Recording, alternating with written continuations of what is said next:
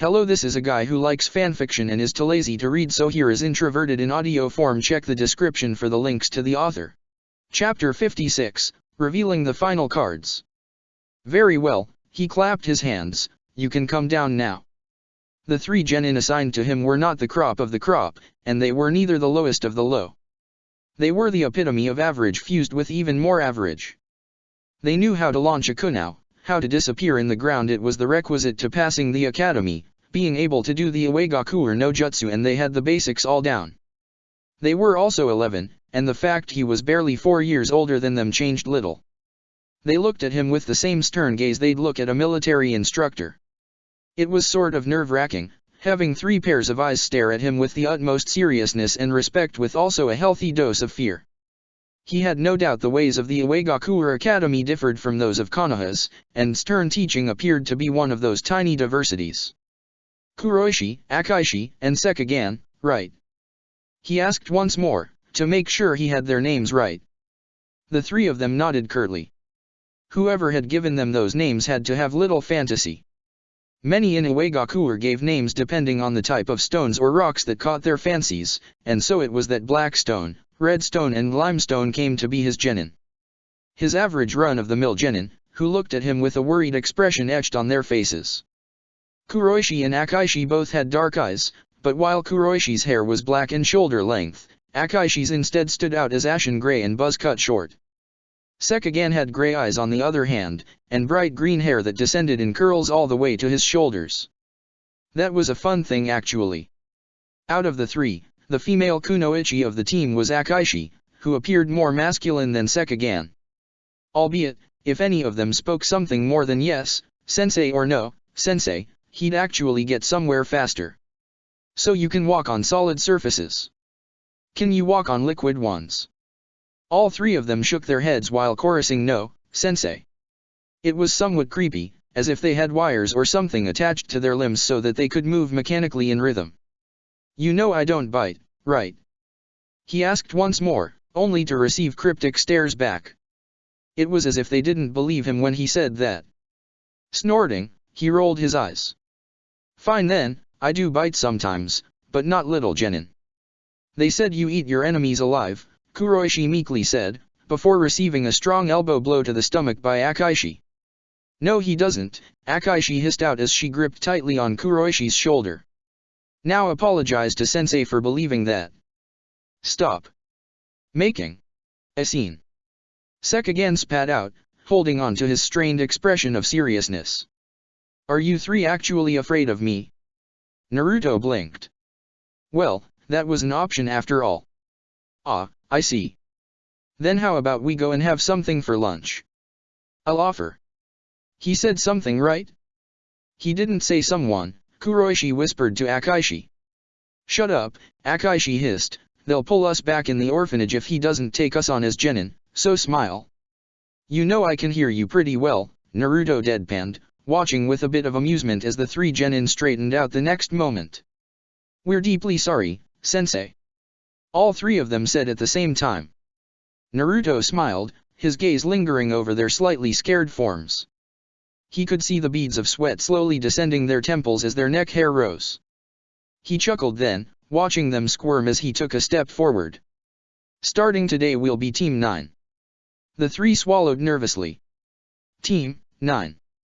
I'm the Ninetales Jinhiriki, better the enemy knows who they're going against if we ever cross paths with them, Naruto nodded sagely. But, Uegaku's teams are rock-named, Kuroishi meekly said, only for Akaishi to slam yet another elbow in his sides. Shut up, the girl smiled then, it's a beautiful name sensei. I really like it. Now, Naruto frowned. No hitting one another, he took another step forward and then ruffled Kuroishi's hair. The boy actually gasped before closing his eyes in fright at the gesture, only opening them for a thin crack when he realized that no, he wasn't being beheaded. You are all part of this team equally, and there will be no hitting one another. You will face hardships and missions together, thus it is imperative you learn to trust each other's backs and work in harmony. That's nice, Akaishi murmured, but it's not how it works here sensei. Naruto frowned. The teams are placed together depending on their ranks and advance on it. If one of us lags behind, he'll be cut off and replaced. If one of us becomes stronger, he'll replace one from another team. The Jinhuriki smiled. Well, then that's not going to happen to my team. You're all stuck together, and I'll make sure you all get strong together, then he said in a lower voice, or I will just have to make sure they never find your bodies. He winked as the three genin paled, before bursting out in a fit of laughter. Just joking guys, can't you take a little joke on the side? Naruto sighed as he watched the three visibly maintain their stone-faced attitude after that. To think he'd be stuck doing D-ranks for a while inside the village. Sure, the excuse was to acclimatize with the villagers, but the truth was simply that the Uegakure's shinobi kept him under strict surveillance while Unaki tried to convince his granddaughter to follow through with the marriage. It had been quite the explosive meeting. It had also ended in a predictable way with the girl running away in a sulky mood. That hadn't bothered him at all. The less he worried about the situation, the better it was. Let's go take our first D-rank, he said then with a bright smile. What dangerous adventure will we face today? Washing clothes for an elderly lady? Painting a wall for a lazy man? Ah, can't you feel it in the air, the smell of boredom?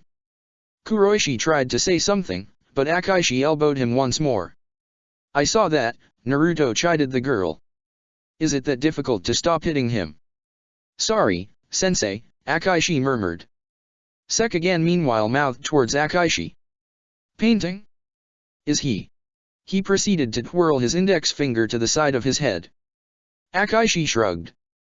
Better than the orphanage, she mouthed back. Ai, Naruto whispered in a low voice, I can hear you. He murmured out in a low hiss, really? Talking behind your sensei's back. You, Kuro-chan. Kuroishi stood up tight and tense the moment Naruto called him. Why yes. What's the typical D-rank in Uegakure about? Sensei, I wouldn't know very well about typical, but we patrol a mountain range for a week, or we send relief supplies to some village cut off by the snow, Sekagan said crisply. If we're lucky, we just have to check the magma tunnels are clean of remains that could clog the pipes. And what about the day-to-day jobs for the civilians? Uegakure is a shinobi village. For there to be someone who isn't a shinobi, wouldn't it be better if he went elsewhere to live? Kuroishi answered, shyly holding his head low. Naruto shrugged. You're telling me there isn't a single civilian?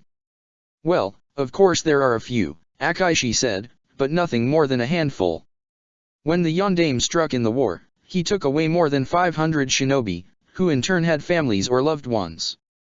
The Tsuchikage was forced to surrender and walk on their bodies to reach the diplomatic table. The girl looked at him warily. He smiled at her, and gestured for her to continue. There are a lot of people who bear a grudge for that. Tsuchikage-sama began conscription immediately after the war, and whereas Konoha rested on the laurels of peace, Uegakure clawed with its very nails out of its situation to get back to its former height of power and surpass it. A hand clammed down gently on Akaishi's head. Good girl, Naruto nodded sagely. The patriotic speech was very well done. I give it a 7 out of 10. Why not a 10? Sekagan asked. They began entering the village proper a kilometer away from the training grounds, talking about the correct ways to bring emphasis to a speech or another. You. A shrill voice rose then, interrupting Naruto's point, one he was completely inventing on the spot. He turned and smiled brightly, opening his arms wide. My delicate Rose. Kuratsuka was in her Uegakure Chiyunin armor, tightly clenching her right hand around a piece of parchment. What is the meaning of this? Why, it's a poem of how much love I have for you. Naruto exclaimed back, holding a hand towards his heart. Don't you love me too, my honey puff? A crowd began to gather on the rooftops and the nearby streets, their gazes on the couple. Small murmurs broke out, as a few females looked with a glint of mischief in their eyes at the scene. I'm going to kill you, one day, Kuratsuka snarled, taking a step forward. Not in front of the impressionable children, I hope. He held on to his plastered fake smile all the way, until she was right in front of him. Her face red with rage, her eyes narrowed down to slits. She wasn't actually the prime example of a delicate woman. You're taking too many liberties, she hissed. Naruto just kept his smile up and slowly moved a hand to push a lock of Kuratsuka's hair back behind her ear, while bringing his mouth near the side of her face in what could be a romantic way of showing affection. And you can do nothing about it, little caged bird filled with weaknesses. His voice was low, his tone light. It still served to make Kuratsuka's back stand ramrod straight, however, as chills ran across her spine from the tone of threat in Naruto's voice. Those with power rule, those without obey. I shall tear this world asunder and start a new one. You can follow in my shadow, or die in my fire. So, he clapped his hands on her shoulders and moved his face away from her, his eyes shining for a single instant a deep dark crimson. My delicate rose, could you truly not stand another moment away from me? I am truly sorry. We should have dinner later then, us two beneath the light of the moon, with candles in a picnic basket. You certainly know a most romantic spot, do you not? His left arm was now circling her neck, while his right moved in a semicircular way gesturing towards the horizon. Kuratsuka breathed in deeply. Yes, I do. I am busy however, so. Oh, I'll talk with your grandfather about this, Naruto smiled again, I'm sure he'll free you up right away. Kuratsuka could only smile back forcefully. You're spoiling me. Well, I would be a horrible fiancé if I didn't at least try. Then he cupped her chin with his right hand, and gently kissed the girl on her lips a quick peck, nothing more. I'll see you tonight, Databia. He then turned to his genin. Now follow me, we're going to take a mission and do it on the double. I have a date with my sweetie waiting, and you can't make girls wait, you know. Kuratsuka. She watched the Kyuubi Jinhuriki walk away with his genin a bunch of stuttering brats for a moment. Kuratsuka closed her eyes and took one more long breath. The piece of paper in her hand turned to shreds and burned, a gust of flames coming out of her throat to remove all evidence of its existence. Kuratsuka tried to hold her face tightly in control. A good shinobi always knew when to kill its heart. Yet, as she touched her lips, the only thing she wished for was to retch. She had been glad when she had heard the news of the boy's death. Then he had popped out, from nowhere, one night. Her grandfather had ordered her without any subtle hints to make sure things went smoothly. A kunoichi did missions of that type only with their personal approval. She didn't have to like it, but this was the only thing she couldn't refuse. It was for the good of Uegakure, of its people. Only an Uzumaki could hold the Kyuubi. She didn't know why, but it was the one thing her grandfather had insisted on. It was the reason the first Hokage had married an Uzumaki. It was the reason Uzushiagakure died away in the night. In the end, everything revolved around the tailed beasts. She jumped, letting her feet stick to the surface of a mountain, before running off towards its peak. She needed time to think away from the bustling village and far from the monster in human skin. That smile could not be human to begin with. She knew the Jinhuriki hid something. If only she could find out what it was all about, especially before the day of the wedding. What truly worried her was the way her grandfather seemed genuinely to like the boy. Her father remained deaf to her pleads too, but then again he had always been the wimp in the family mother had to confess to him to begin with. With those thoughts in mind, Kuratsuka also thought about where to have the romantic date. Maybe near the garbage disposal pits. It would be extremely romantic, she supposed. Ayamichiraku. Her hands hurt. Her chest hurt. Her breathing was ragged. Her haircut and unkempt filled with lice tortured her enough, if the whips of the overseers didn't suffice. A red-haired man in a similar condition to her walked past holding a load of coal on his back. She gripped on the hemp rope again, feeling her blisters open up once more as dried blood left the place on her palms to new one. She had bled more than once already, and the pain was nothing new. She had to wonder why she fought on. She could just dwindle herself with hunger and die, rather than keep on working in these conditions. Deep within the belly of the mountain, she knew escape was all but possible. Yet she still dreamed on, even though all of her dreams turned out to be lies and everything of her life was in shattered pieces. Move it with that cart. A guard snarled, and she ground her teeth as she pulled. She knew the whip would come down regardless of her effort, but if she tried hard enough, then maybe it would actually make the cart move faster, and end her ordeal quickly. The whip came down and pain blossomed on her right shoulder. She screamed as she fell on the ground, clutching the spot where the rag she called cloth was now soaking the blood of yet another wound. Her feet begged for mercy. Her body cried out for the agony to cease, but she still stood back up, and took another step forward. She wasn't going to fall down on the ground and die, not until she had her revenge on that man, who forced her to confess to a crime she had never done. On that man, who did not believe her and condemned her. On that man, who brought her to this place of hell. Most of all, however, her hatred was directed towards the sole reason she was there. Naruto Uzumaki. It was his entire fault. She had been stupid to think otherwise. He had torn apart her family. He had been the reason she had been moved somewhere else than the simply civilian prison. He had to die to atone for his sins. Sakura Harano. I hate you, Ami bitch, Sakura growled. No one has ever been banned from the Hebai. And you managed it. It's only because the owner was a friend of my parents that we didn't end up in the Konoha prison. Ami didn't answer, she just nursed her cracked jaw. And don't look at me like that. You started it. It's only natural I would finish it by giving you the lesson you deserved. Sakura, Shizune chided the pink-haired Chiryunin, you broke her jaw in 5 points, then ripped her tongue out before her teammates could intervene. She's lucky I didn't eat that tongue of hers, then again, I did smash it to a pulp before they could get it back, Sakura laughed with a cute giggle.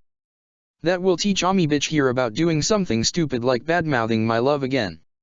She could press charges, Shizune insisted. Which is why I'm here, Sakura smiled sweetly. If she does, I'll make sure to save a special brand of poison just for her. I'm sure I can smile to the judge and get out in a couple of months. Then I just have to find her again, or wait for her. She turned to look at Ami, and well, random food poisoning kills even the best of us sometimes. Shizune gazed at her apprentice with a tired stare. You told this to me so I'll make you an accomplice if I go through with this, Shizune shishou. Sakura clapped her hands after that, and they won't let you be an eyewitness anyway. Ami whined pitifully. Now, Ami bitch, Sakura shook her head. You have to understand that I'm not actually going to kill you at first. The poison will be slow acting. You'll feel cold, like being in the middle of an ice cube, and then hot as if you were being burned alive. You'll feel as if someone ripped your skin apart, and then gnawed on your bones. I'm sure that you'll commit suicide before it even starts inflaming your nerves or the poison begins to pop your eyeballs out. The whines grew stronger. There was a knock at the door of the hospital room. So listen well, Ami, Sakura whispered towards the girl. I'm not a little girl anymore, and I don't give a damn about Sasuke. Get it straight in your head that I dislike people who call me a traitor. I do not betray, ever. Be it my village or my love, I'm never going to betray them. Her right hand clamped tightly on the girl's shoulder. So don't you ever dare insinuate it again. Then she turned and smiled brightly as the Hokage and Tuumbu entered. Sakura, Tsunade said firmly. Would you mind following the Tuumbu outside? Of course not, Hokage-sama. She cheerfully said, before waving goodbye to Ami. See you later, Ami-chan. I'm glad we solved our problems. Then she left, holding on to her plastic and fake smile until the Hokage left the room a few minutes later.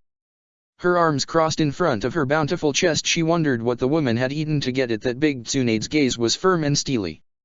She will not press charges, you are technically free to go. Yes.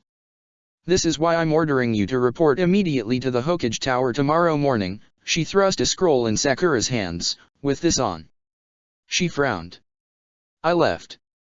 There are 2 types of persons who enter Umbu. Those who are strong enough to enter it and those that the village wishes to hide away for whatever reason. Tsunade hissed close to Sakura's face. You have become the latter. What if I refuse, Hokage-sama? Sakura retorted calmly.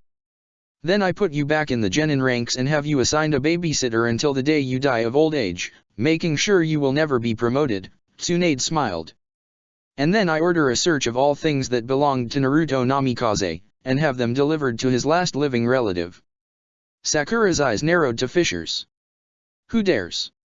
Naruto was an orphan, there is no way. You think I will tell you after this little show you just did?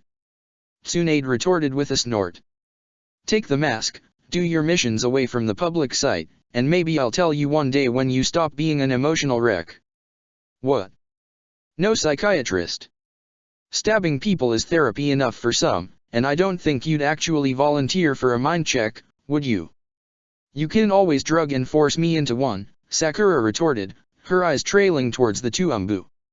Konoha has enough shinobi tied down with the war against Oto's beasts, and you've got combat practice against those to boot. I'm sending you to the land of rice fields. You survive, and I'll tell you who Naruto's relative is. Sakura gripped tighter on the scroll. I want permission to hunt Itachi Uchiha. Tsunade raised an eyebrow. I don't need an avenger. I don't need to risk my neck, you can always call me unfit for duty. You don't because you need me. Tsunade exhaled slowly. When was it that the title of Hokage went down the drain? Sakura giggled. Can I go now, Hokage-sama? Tsunade nodded, holding a half-narrowed glare as Sakura left without hurry, as if everything was fine. Sakura hummed to herself as she returned home, before twirling a kunao and sticking straight through the missing nin profile picture of Itachi Uchiha, which stood among many other papers on his skills and techniques, which now completely covered the entire surface of her room's walls. A bundle of clothes Naruto had left behind was on her bed, neatly piled together to form a body pillow. She stretched for a moment before opening the scroll and summoning from within it an Umbu uniform. The mask they had assigned her was wolf, apparently. She snorted. She would never forget that the Hokage had sent Naruto on that mission. Eventually, after Itachi, she would have her revenge on that woman too. She was still useful for the moment, however, because she needed to know who dared to claim being a last relative of Naruto. Depending on whom it was. She'd just have to dig another tomb in the backyard. Naruto was going to need company after all, even though his tomb was empty. And family always sticks together, right? She muttered, sitting on the bed and then hugging the body pillow closer. Family is really important, she croaked out. Images of blood, claws, and of teeth-rending flesh buzzed through her head as she closed her eyes. Her mother's screams came to her ears, pleading her to stop. No, no, family is important. You don't attack family, Sakura muttered, pressing her face tightly against Naruto's clothes. Please, she whimpered. Stop torturing me like this. Her eyes were dry now, too dry to shed tears. I didn't do it, it was brigands. Her neck felt warm. It was bandits, thieves, their bodies were rotting, Sakura murmured.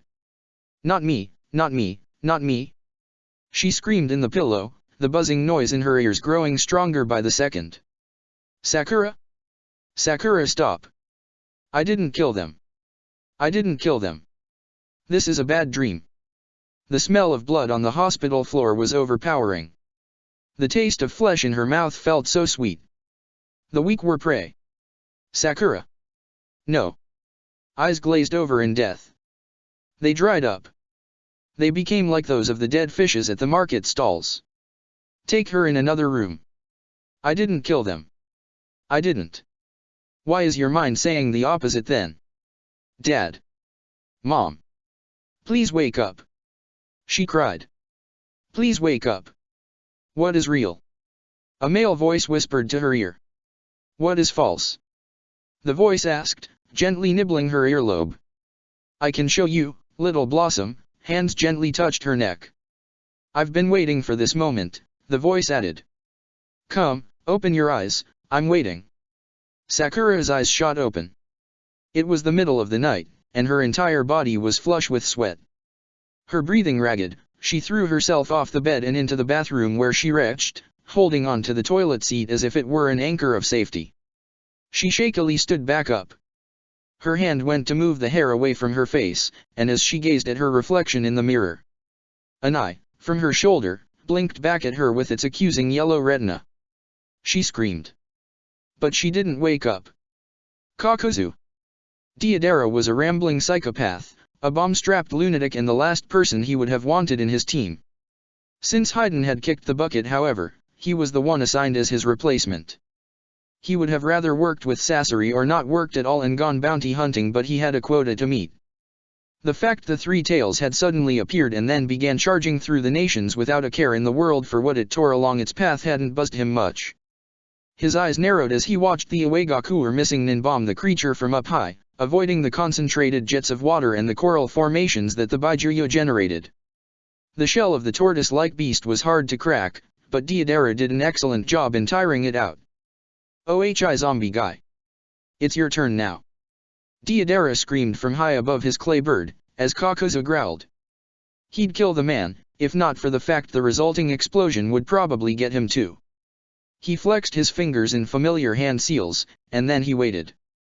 The ground began to tremble and shake, before giant roots erupted from the dirt and tied down on the three tails' body. Branches sprouted leaves as the Mokuton began to seep at the chakra of the Baijuyo, weakening it. "This is actually too easy, it lacks explosion," Deidara grumbled. "How can you call this a work of art?" "Shut up," Kakuzu retorted sharply. "Just get on with the job." Deidara huffed, before jumping down from his flying explosive clay bird. Twirling in midair, the Uegaku ex-ninja brought his right hand up with both middle finger and index, before hissing out, "Katsu!" The bird dived down, its size increasing drastically. The next instant, a humongous explosion scorched the air as the three tails screamed in agony, its shell cracked open. Kakuzu hardened his skin before the pressure reached him, closing his eyes as it harmlessly passed him by. "You, who wield one of Father's powers, don't understand." Kakuzu's eyes widened. He looked around for a brief moment, but the owner of the voice seemed ignorant fool, toying with things beyond your comprehension. Could it be the three tails? Greed is your quest, is it not? The beast chuckled. It chuckled and its eyes gazed at him with something akin to understanding. "It is something I can relate to." Kakuzu did not reply, but with a pulse of chakra, he tightened the shackles of Mokuton around the tailed beast. "It is useless. I speak to your very soul. I am greed, and you will do, I suppose." The Dakigaku missing Nin narrowed his eyes, before in front of him he watched the three tails explode. A wave of pure teal chakra erupted from the entire body of the beast, twisting in midair before crashing down in front of him. Kakuzu's hands went up to protect his face as waves of water poured all around him. He jumped up, making a hand seal to stand on a wooden platform, when a concentrated ray of water sliced through it and sent him back in the bubbling liquid. Spinning his body, he unleashed a wave of rock the moment his right hand touched the ground. A hand formed with chakra pierced through the water around him, slamming into his chest as seals and ink slowly traced over his body. "My name is Isabu," the chakra spoke as it poured into him, into his every pore. "I am the greed that all needs and all desires. Together, we shall acquire all that is possible." A second hand slammed into him, soon followed by a body appearing from the waves. It seemed human, even though it was not. "What are you doing?" Kakuzu hissed out, trying to grab at the chakra to no avail. He could but watch as the chakra mass merged with him. "This isn't enough. I want more. Rob that woman. I'll conquer them. Kill them all and loot their corpses. Nice pendant, now it's mine. She's coming with me. She's mine. This is my food, go find yours. How does it feel?" The voice was raucous as it came from within his very head.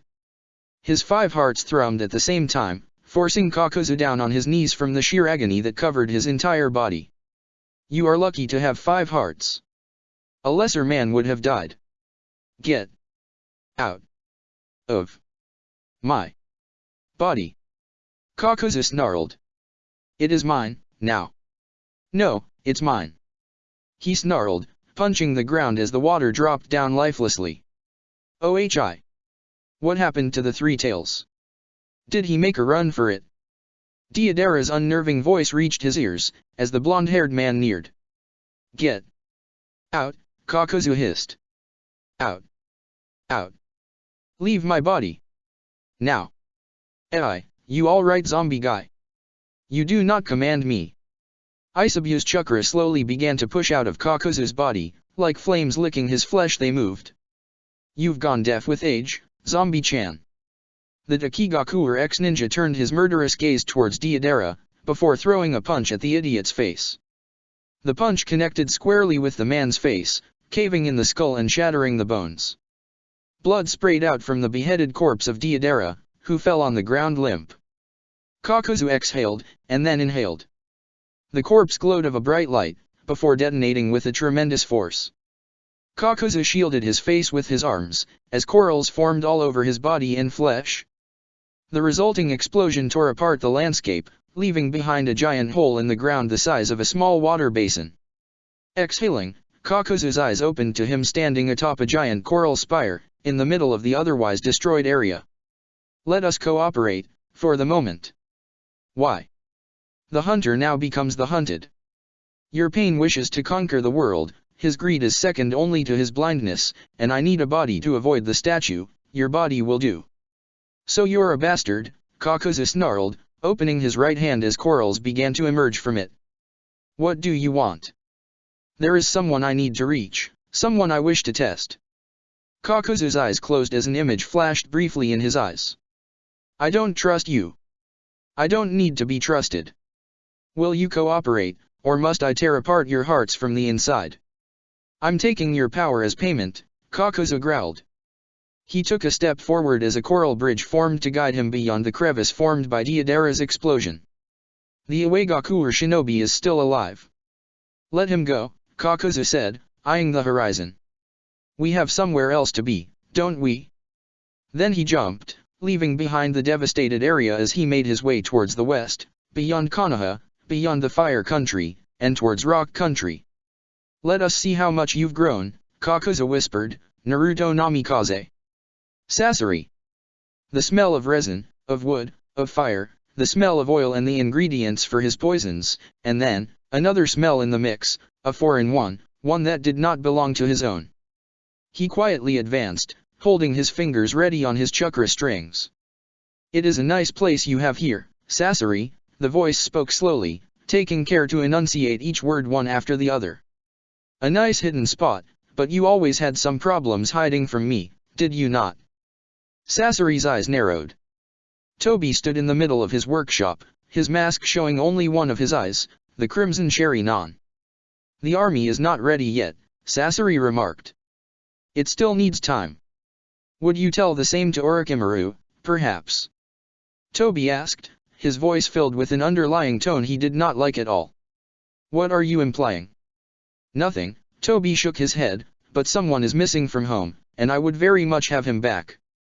He has the box after all. Kabuto went rogue.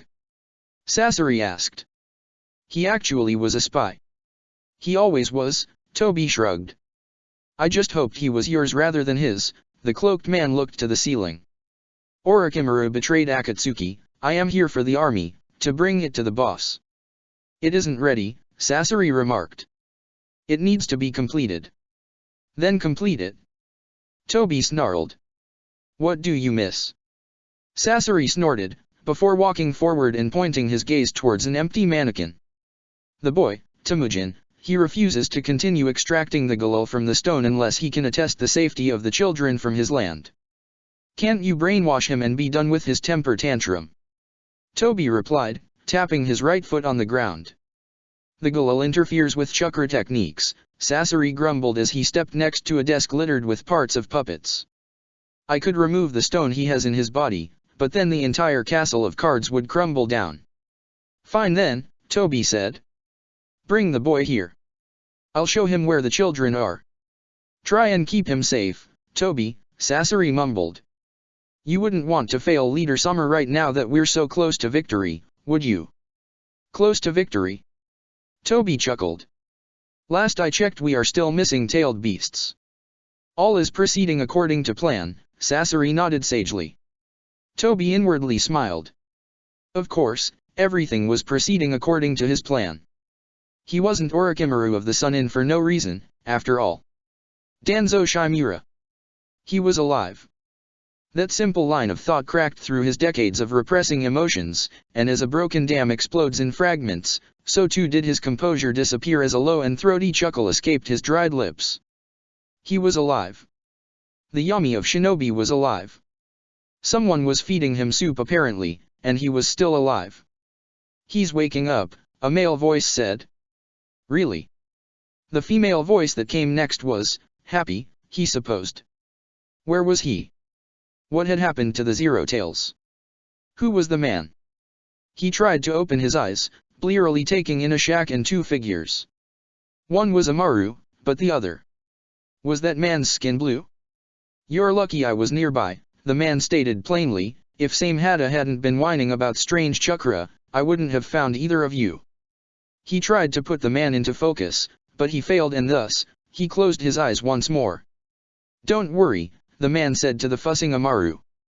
He'll wake up when he rests a bit more. Ah, I hope so, Kisame-san. To those words, Danzo Shimura fell asleep. It was not a restful slumber at all. Chapter 57, The Wails of the Mute Snake. Blood covered everything. Crimson pools fell from the ceiling. Rivers of boiling red fluid erupted from the cracks of his mind. Geysers of the liquid shattered the walls. Blood seeped beyond the chains, beyond the seals and the ink. It dribbled and it pushed, until it could no longer advance. In his own mind, Naruto could very well drown. He did not think as he ran ahead in a flash of light, tearing apart the ground behind him as blades of wind poured from his limbs towards the Tsuchikage. The cube of bright light the technique passed down through the Tsuchikage line flickered to life and detonated, destroying one of his clones as he jumped in midair. He brought his legs close to his chest, spinning wildly as the black mantle on his back erupted with kunao and barbed wire intertwined with chains. The ground trembled as the kunao detonated, explosive seals written on their surface. Fire chakra ran across the surface of his barbed chains, as he pulled himself closer to the Tsuchikage. Small cubes appeared around him, disintegrating to dust the chains and slicing past his left leg. He ignored the gaping wound, as crimson chakra poured out to close it a second later. His eyes shone crimson and purple, as a rays non tore through the air to crash against a conical dust release. Unaki still did not move, even as the barbed chains surrounded him with their fiery appearance. Enclosing him in a furnace of steel, Naruto poured wind chakra soon after the fire won, and the flames turned cerulean as their heat glassed the very ground. A metal dome now stood in place of the chains and the barbed wire, yet in but an instant it fragmented away. Is this the best you can do? Unaki remarked dryly, as 1,000 of small marble-sized dust release techniques surrounded Naruto's body. You should really learn how to aim. Underneath, Naruto remarked as he popped away in a cloud of smoke. The marbles exploded, as Naruto himself pierced with his Yoroi Tonto through the Tsuchikage's heart, or where his heart would have been, had it actually been the Tsuchikage standing there. The rock clone broke apart as a massive cube engulfed Naruto. An instant later, and the cube disintegrated everything within its premises, the explosion clearing the skies of clouds. Yet Unaki kept on his smile even as he walked in the middle of the training field once more, because barely a heartbeat later, and he was ducking a swipe from an extended leg. Your clones are annoying. Unaki exclaimed. I can do with them as I please, old man, Naruto retorted. Nothing's unfair in love and war. Ah. Truer words were never spoken. A rock club sprouted from the ground to parry a punch. As the rock shattered, it turned into sharp splinters that flew through the air to rip at Naruto's chest. The clone exploded once more. Another appeared with a raise-non in hand in place of the first. One more came from the skies themselves, a comet of fire and slashing winds.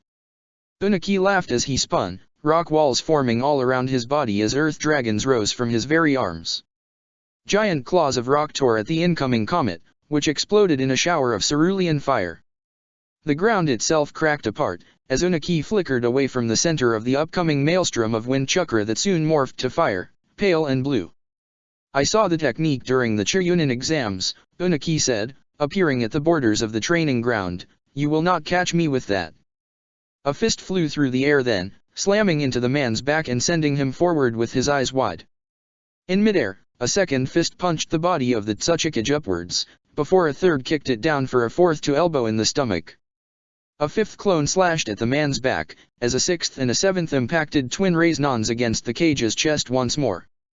The body of the Tsuchikage turned to rock, but this time seals of ink shone brightly within it as one more explosion created a crater. The training ground had been a patch of even rock when the training began. It was now a crater-riddled area, where random fires and ferocious wind blades appeared. You have chakra to spend, I admit, Unaki remarked as he once more appeared from the ground. Yet if you don't know how to use it wisely, it will all be for naught. Naruto's body spun, flickering in the air in a flash of blue fire. A chakra claw extended from his right hand, slamming into the ground and further cracking it apart. The light cloak of cerulean chakra that covered him flickered out of existence as he disappeared once more in a flash of pure speed. Unaki's rock clone smiled once more, even as his right side turned to cinders. Well, you took your father's speed, I suppose. Naruto reappeared a moment later, cracking his knuckles and craning his neck. Haven't you had enough fighting with clones, old man? Impertinent brat, Unaki smirked, as he actually appeared, diving down from the clouds. Very well then. The Tsuchikage exclaimed, his right hand spiraling chakra. Let's see if the Iwagakure's Raiznan is worth something against yours. Naruto just smiled and gripped at the Tsuchikage's wrist the moment his hand slammed against his chest. A second is all we need, old man. A smile later, and as the earth-colored Raiznan of Unaki exploded in earthen spikes, Yoroi Tonto appeared from the very ground as 5 Naruto pointed at the old man's vitals. Course you know, Unaki remarked once more dryly. I'm a clone. Yeah, we suspected that, the 5 said as a bright square of dust release encapsulated them all.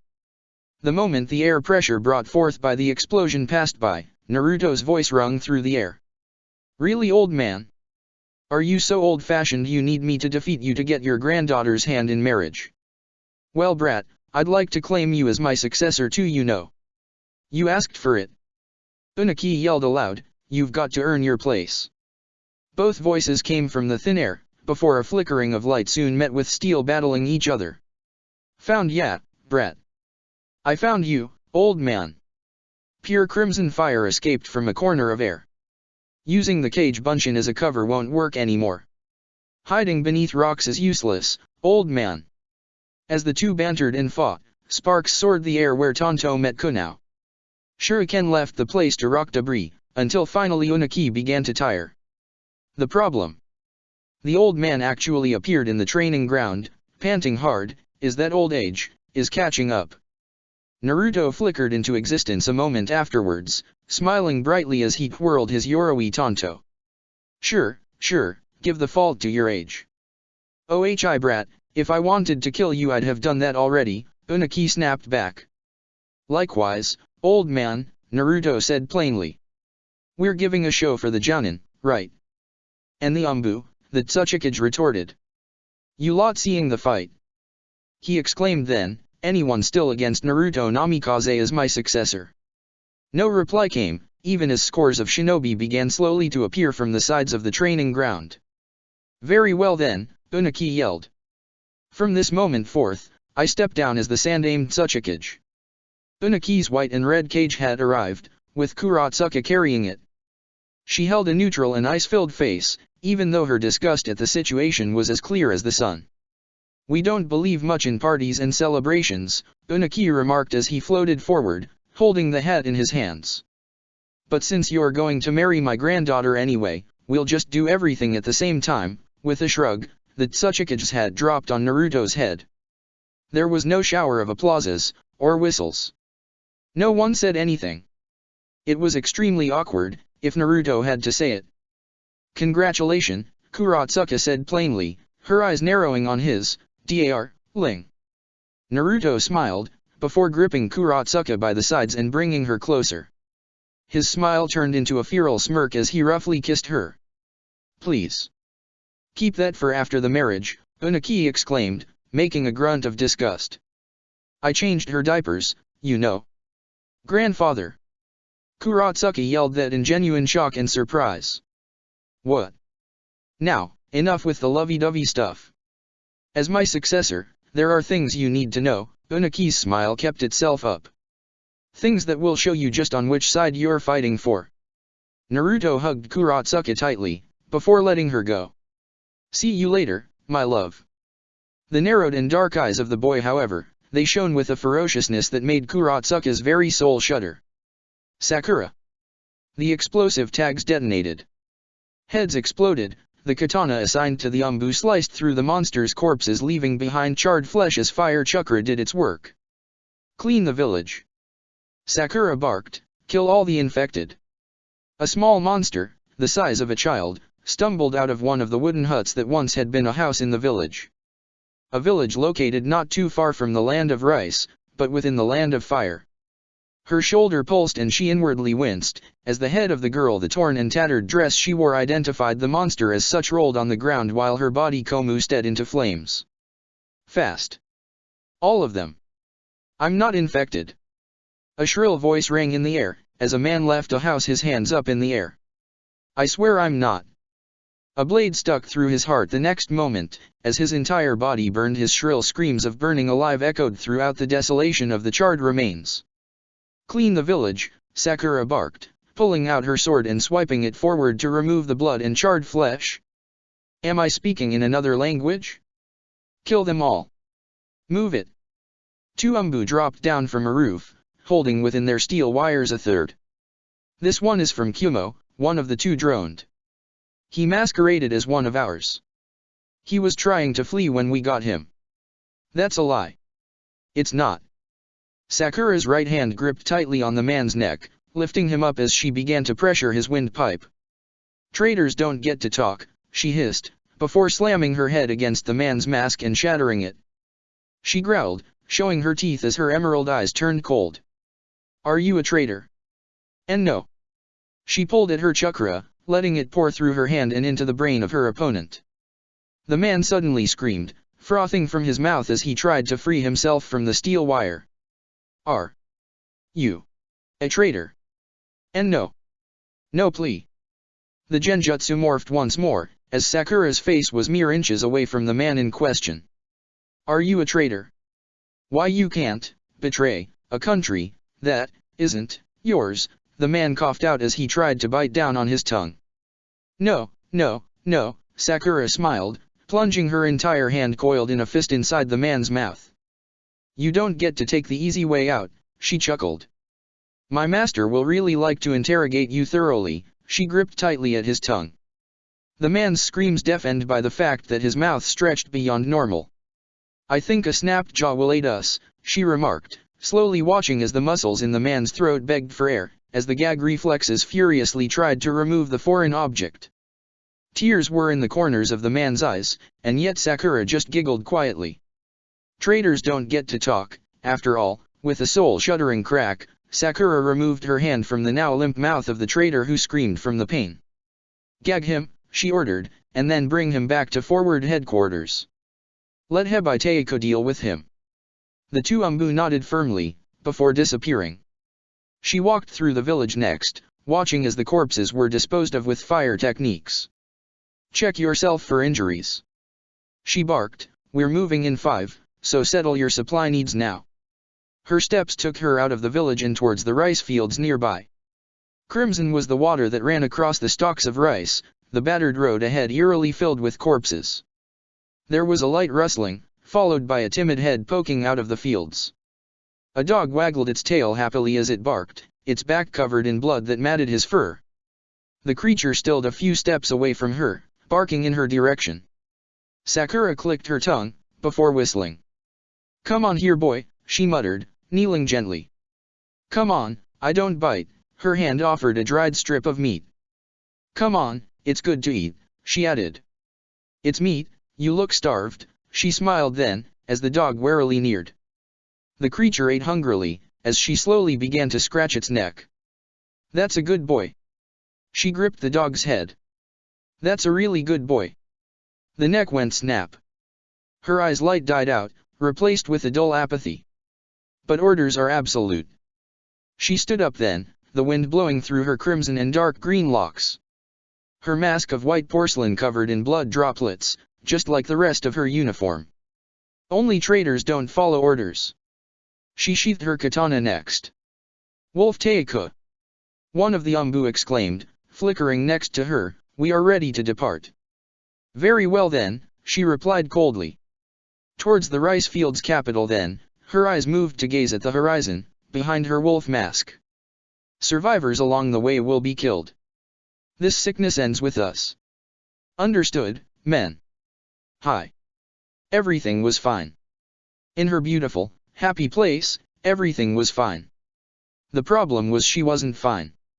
She needed anything, anything to prove she was not a monster. She wasn't one. She was obeying orders, and shinobi obeyed orders. Therefore, she was not a monster. She was a shinobi. Furthermore, she'd meet with Naruto's relative after this. If it was a man, then maybe there was the off chance he'd be similar to Naruto. If it was a woman, then she could try to rip her skin off, just to see how it would be to become an Uzumaki. She had ripped the skin off tigers after all, to smell like them. How difficult would it be, to rip the skin off a human being and wear it like a fancy dress? Easier than strapping an umbu uniform on, she supposed. Tsunade. We are missing the 9 tails and the 8 tails chakra, Obito replied calmly, his arms crossed in front of his chest. The statue needs but a piece of chakra for it to work. There actually is no need to remove a Baijuyo from a shinobi's body, if not for the military value of it. Does Nagato suspect anything? Tsunade asked quietly, her face morphed in a grimace. No, he does not, Obito replied. For all he knows, he is hunting Orochimaru and attacking. A pity Orochimaru isn't in Orochimaru's body any longer, Tsunade hummed. That technique of yours is sickening, she retorted. This technique of mine grants me more than you can possibly imagine, Tsunade, Orochimaru replied. Knowledge is power. The things I have merely grasped from the earth itself, they would make thousands of heavy books pale in comparison. Even the mightiest of libraries is nothing, compared to that single instant in which the earth itself spoke to me. To that infinity, everything else is meaningless. So you can bring them back. The creation of all things, Tsunade, Edo Tensei was a failure, because it demanded not only a piece of something, but also a soul, and souls are made of chakra, which return to the earth upon death. They return, because there is something amiss that calls to be filled. Orochimaru eyed the statue. The first tail is interwoven with the 9th, he muttered, and the second has been harnessed already, hasn't it? Yes, Tsunade muttered. To think Sensei even told them to name you Hokage, rather than me. A true shinobi endures everything, Tsunade. Orochimaru's golden eyes stared at the statue once more. Be it the brand of betrayal or the loss of everyone. Don't let Jiraiya hear me say this, of course. There was a moment of silence that only the clinking of golden chakra chains interrupted. Where is he, anyway? Working on a mean to free your student from the grasp of that, Tsunade eyed the statue. Shouldn't we just let Nagato summon it? No, Orochimaru remarked. He would use it as an instrument of war and devastation, of complete and utter annihilation, the snake Sunin chuckled. Not so different from my purpose, but whereas he would destroy and leave charred remains, husks of civilizations, I would use the power to recreate all that was lost. A clean slate, a new beginning, to destroy all and create again. Orochimaru's golden eyes shone for an instant. Among the ashes of nothingness, to build back all that will be lost, I am the wind that will usher forth change, he whispered. I am the hurricane that will level the villages to the ground, he hissed. I am Orochimaru. You're talking to the Hokage of one of those villages, you know. Do you really care? Orochimaru raised his right eyebrow. There is nothing but ghosts in the Senju compound. There is nothing but shadows of regret lingering in the streets. I'll have to get dead drunk again tonight, Tsunade muttered. Thanks for keeping my mind out of depression, It is a pleasure, Tsunade, what else are teammates for? The snake Sunin chuckled, before turning to leave. You will keep your promise? She asked him suddenly, gazing at the back of his head as the man stilled. I promise, Tsunade. A world where there is no war, but only peace, I will create such a world. A world filled with knowledge for me, filled with peace for you, love for Jiraiya, parents for the orphans, money for the poor, I will create a heaven on earth. It will not be an illusion. You always aimed high, didn't you? The wind blows stronger the higher you go. With that, the snake Sunin flickered away. Tsunade sighed, before whispering, while her eyes went to the golden chains wrapping around the statue. In the end, I'm just a greedy woman. Then she bitterly laughed, before heading out herself. Below, in the pitch-black darkness of agony and madness, mixed with the stench of blood and pain, Kushina babbled on in her shattered mind. She had no mouth, but she wanted to scream. Naruto. His hands gripped tightly on the steel bars of the overhanging walkway. Below, by the hundreds, were people working like slaves along the tunnels deep within the belly of Uegakur. Chakra techniques would unsettle the mountain this deep down, Unaki remarked. The finest of steel and minerals are extracted through the sweat of the brow of slaves. There is a wide slave market in the underground. A country has some dissidents, and soon they are no more. A daimyo has a bastard son, and soon he is no more. The old Tsuchikage smiled. As the Yondaime Tsuchikage, you will need to know this stuff. You aren't actually planning to betray me, Naruto murmured, his eyes staring deeply into Unaki's. Why? Orochimaru sent that plan out of the window, Unaki grumbled. I don't care what you think, but my loyalty has always been to the people of Uegakur. That is my duty as their leader. If having your worst enemy as the leader will spare their lives from further suffering, only a fool would refuse. I remember, his voice grew tired, I remember when in IWA, everyone wore the black and cried. There wasn't a road you would walk by without seeing a funeral with an empty coffin, or a widow doubled over in pain for the loss of their husband, or a mother crying for the news of her child's death. Unaki's eyes gazed at him. The eyes weren't filled with hidden scorn, or hatred. They were tired eyes, the gaze a man too old for his post held. The troubles of age aren't just as simple as aching bones or muscles, they're also about seeing so much misery and pain that you cannot help but grow jaded to it. Unaki chuckled then, a leader takes care of his people and himself. A good leader will put his life at risk for his people, a real leader, a real Kage, he will risk his own life to protect his people, the man's eyes shone. To lay down one's own life, in defense of their village, there is not a higher honor, for a Kage. I will become. Naruto flinched, as a stab of agony snaked through his brain with fury. He winced, tightly holding himself together. He could not show weakness, even to those words. His plan hinged on this. So, what is this? He asked, changing the argument. Unaki's lips twitched upwards, as he answered. This is a labor camp deep beneath the village of Iwa. Only Uegakur special forces have permission to know of this place and only those undoubtedly loyal to the village. This place does not exist outside of the Uegakur's cage desk, in the last drawer hidden behind a secret compartment. Nobody will ever tell you it exists, or that at one point in time every nation brought its dissidents in here. Unaki gave him a quick glance, appraising his reactions. Even Konoha did. We have deals not only with governments, but also with their opposition. Everyone has uncomfortable people they want to make disappear without a fuss. Why not directly kill them, then? Because they might turn useful in the future, Unaki shrugged, and if they die, it's no skin off anyone's teeth. Everyone in here has been condemned to death in his country, or has committed so many crimes nobody would be surprised if they committed suicide in their cells. All that it takes, is a distraction and whoosh, off they come to Iwa to enjoy some back-breaking exercise. So it's a prison camp, Naruto mumbled. The more they give and pay, the less they pay back for the steel. Exactly, Unaki nodded. We ship it out through a few private contractors, but recently the Land of Claws, Demon and the Land of Tea have banded together and their prices have skyrocketed. Which is why you wanted to invade them, Naruto remarked. Yes, Unaki shrugged. Nothing more than to have them pay protection, which would be used to offset the costs they'd put on us for the use of the private line. They'd threaten us with higher costs, we'd threaten them with a kunao in the back. And the Land of the Moon is another competitor. Yes, but it has a situation currently ongoing, what with their civil war. Unaki rolled his eyes, and it's too big of a noticeable thing. Nobody cared about the land of this and the land of that when they merged. Nobody cares about the Land of Tea. Everyone cares when it comes to the casino and the banks in the Land of the Moon. Naruto narrowed his eyes. As Tsuchikage, it should be my duty to make sure the Land of Iwa prospers, he murmured. Right. Unaki just smiled. There is nothing better than to bleed with your men, to show them of what you're really made. And if instead I were to simply waltz in Konoha and unite the two villages? Naruto remarked. Ha. Good luck with that.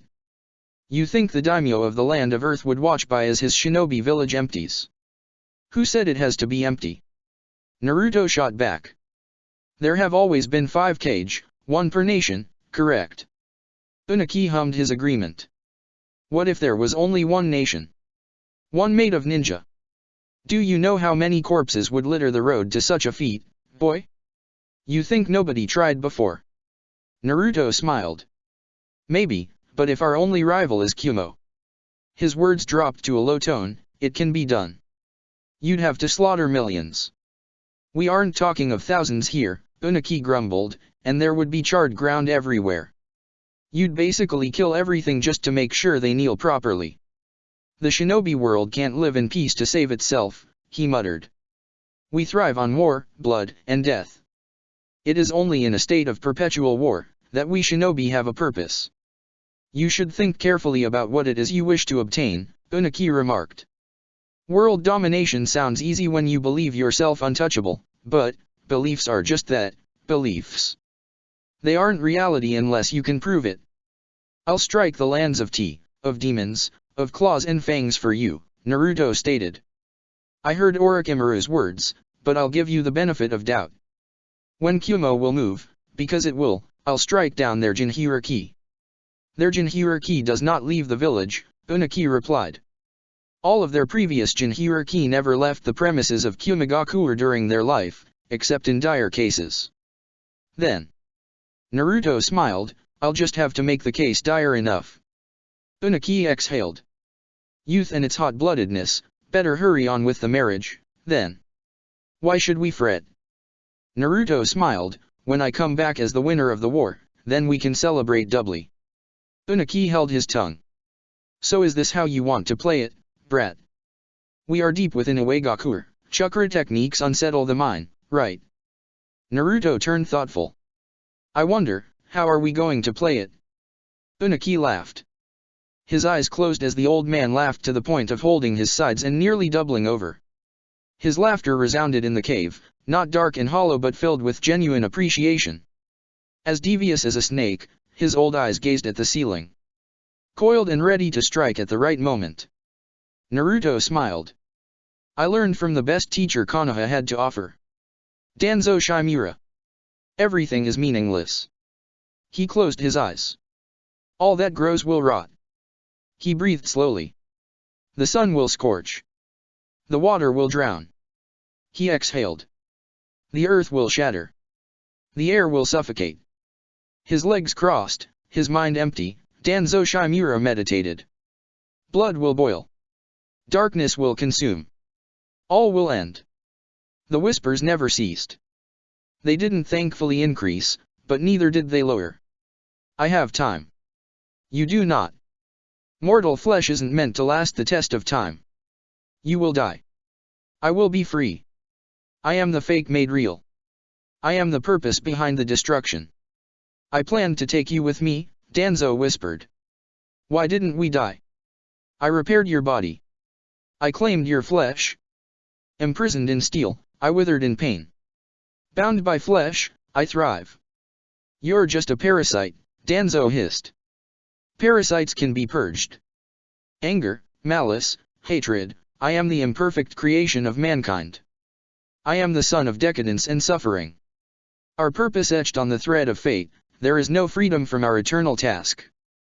Danzo opened his eyes.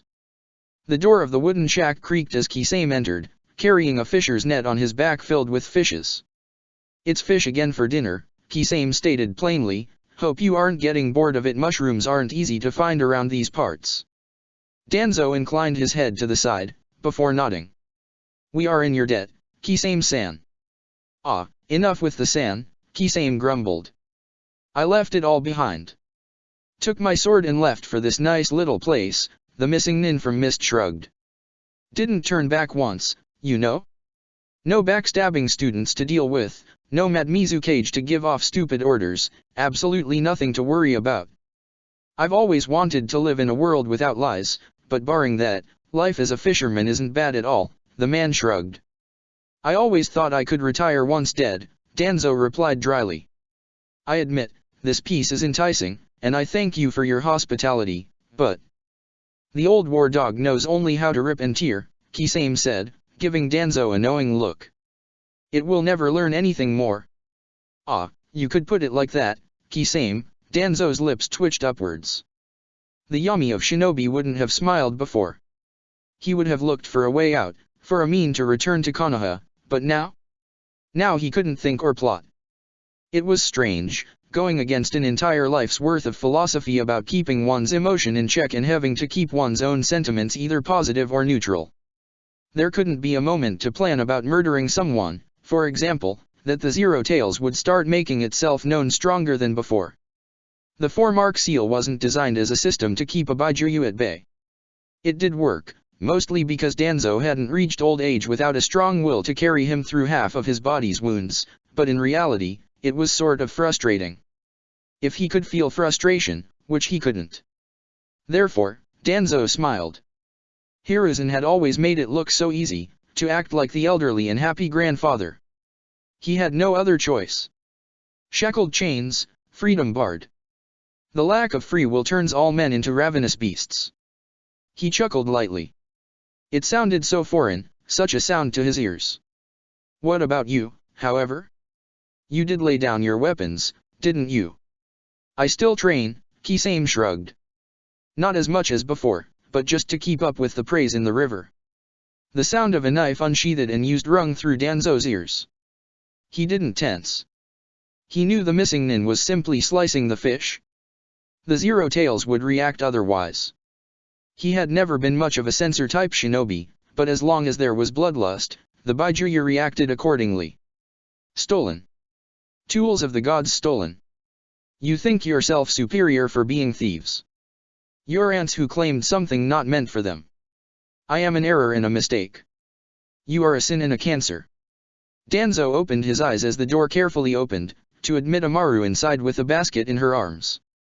I found some medicinal herbs around the house, the girl said cheerfully, very different from the first days of cohabitation with Kisame while she headed towards the table to drop the basket. Oh, you should show me where you found them later, Kisame replied. I never was very good with that medicine stuff. Amaru nodded, smiling brightly. No beast rests forever, not when the thirst of blood calls. Danzo closed his eyes again, taking a deep breath. He needed fortitude. It was his favorite word for a reason, after all. Jiraiya.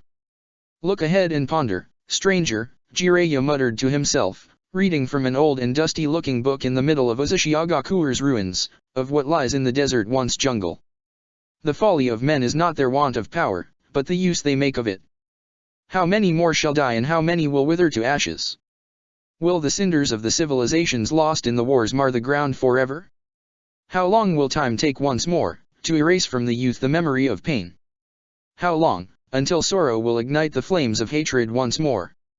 There was silence in the half-crumbled building, once a well-stocked library and now nothing more than a dilapidated mass of rubble and concrete. Jiraiya sighed, and then gently laid the book atop a small pile. Luckily, for him, scavengers never cared about the books. Unluckily, someone had already come here first, and judging by the smell, it had to be the worst possible person. Especially because he left behind a trail of books like a small river of pebbles, all seemingly meant to guide him to a specific destination. Orochimaru had even left behind notes scribbled on the sides of the books. How long had he moved through the old books? How long had he spent, searching for something inside the library? The way he left this trail is annoying me to no limits, Jiraiya grumbled. On one hand, it was pretty much Orochimaru's way of screwing up with him. On the other, it could provide helpful. The next book was a few steps forward. Jiraiya opened it up, exhaling out a light gust of wind as the dust left the old and crinkly pages. Finding the mark quickly, he once more began to read. If a single man trudged the earth, there would be no war. If two men trudged the earth far away from one another, so that they would never meet, there would be no war. If two men trudged the earth together, but had everything they wanted, and everything they desired, then there would be no war. If one of the two men had something the other one desired however, and the other could not have it, then conflict would be born. That is inevitable. The small scribbled note to the side was a mere word, which made no sense to Jiraiya. Cross-reference meant something if there was a what right after that, but without it. So what? Orochi read a bunch of books on wars and then. He was there to look for a way to free Kushina from her fate, but Orochimaru's trail had taken the precedence the moment he had found it. There simply wouldn't be another chance like this if he let it run.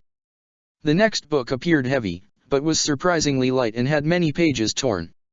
Scribbled on the side were the words, "Destroyed blueprints safer this way." What is safer? What were you doing in here to begin with, Orochimaru? Jiraiya mumbled as he found the mark on the book.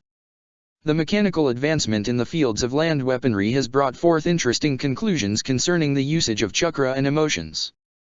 The Land of the Sky project aims to create a flying fortress and a paradise for the many, away from the war that plagues the land. While the rest of the world will fight on the ground, the men and women of the Land of the Sky will fly freely above the clouds.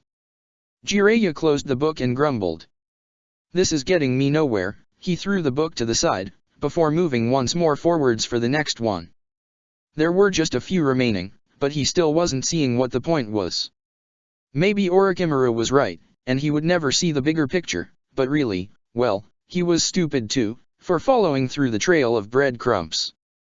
Absorption of chakra can be turned into a weapon to drain the life out of an enemy, Jiraiya grumbled, discarding the book for yet another one. Stored chakra can be held indefinitely, as long as the container is living and can sustain within its body the amount stored. The chakra's defiance of the laws of physics has been thoroughly tested.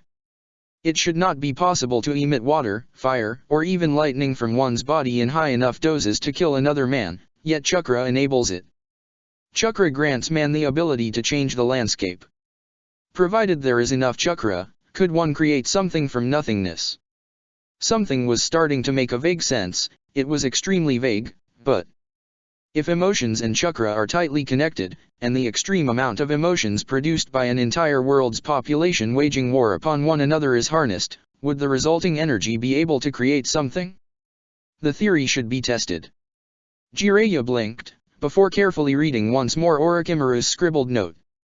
Yes, he had definitively scribbled those lines. There was just one last book remaining, but Jiraiya simply gripped it with dread spiking the hair on the back of his head. He opened it, reaching for the intended page. Creating matter would require expending chakra above and beyond what a normal human could ever hope to store. How can we manage to mold the chakra in our body to form flames, but actually not create flames directly outside of us is bizarre, but we will set it down as a law of chakra for the time being. No act of chakra can be done without a link to a human body. To form means the concept of flames is inherently within a human's body. To create would mean there wouldn't be the concept in the first place. But then, why can some channel fire chakra easily, while others cannot? Shouldn't all have the same mastery? All right Orochi, Jiraiya mumbled. You confused me up to this point, but I haven't understood a thing. Jiraiya stood, dusting off his clothes and exhaling. Really, what a waste of time. Once an imbecile, always an imbecile. Jiraiya brought up a stone sword just in time to deflect the Kusanaga's tip from piercing his sides. A strong gust of wind shattered the stone shelves and the rubble, throwing Jiraiya's body out of the library and onto the street. Walking in the middle of the dust raised by the crumbling building, Orochimaru walked out holding a visibly pissed-off face. I even gave you the time to read through it all, and still you do not understand. How stupid can you be? Really? I gave you time. All the time in the world. How can you not understand yet? Spent so much time licking toads, you lost all of your brain cells. Jiraiya's eyes narrowed, his left hand slowly going through the hand seals of a summoning technique. Orochimaru's body twisted, as the Kusanagi and over 1,000 snakes soared the air with their jaws open and filled with steel. I told you to ask about the Edo Tensei. I told you to ask about the bigger picture. Why can't you ever do as you're told, Jiraiya? Is it so difficult? Jiraiya finished the summoning just in time, as the stomach of the mountain toad appeared to protect him from the brunt of the attack while he dodged the Kusanaga's blade. Maybe if you spoke straight to me for once. Jiraiya yelled, maybe if you didn't talk in dem fucking riddles. It's this stupidity that cost you your wife and daughter, Jiraiya. Orochimaru roared back. This stupidity was the reason the Yondaime died. Your stupidity is a sin that should be washed away with your blood. Jiraiya screamed as he charged ahead, flickering right in front of Orochimaru and slicing downward. Enough. Why can't you be straight with me for once? Orochimaru sidestepped the blow, letting it crack the ground and slice away with its momentum a good chunk of the pavement itself. You don't deserve it, Orochimaru answered bluntly. You're a fool who places emotions, feelings, ideas above cold hard logic. You're a toy of fate in a ragdoll. You don't have a plotted course, an objective, a clear-cut mission to obey to, and that makes you stupid. Sorry if I'm not a sociopath like you then. Oh no, I'm the one sorry you aren't at my level, Orochimaru remarked, slamming his right hand forward. Jiraiya knelt, before slamming his spiked head upwards to tear apart Orochimaru's right limb. The moment the Sunin did that, snakes erupted from the limb's extremity to bite onto Jiraiya. The Toad Sunin's hair spiked up like a porcupine, piercing all the snakes before they could bite him.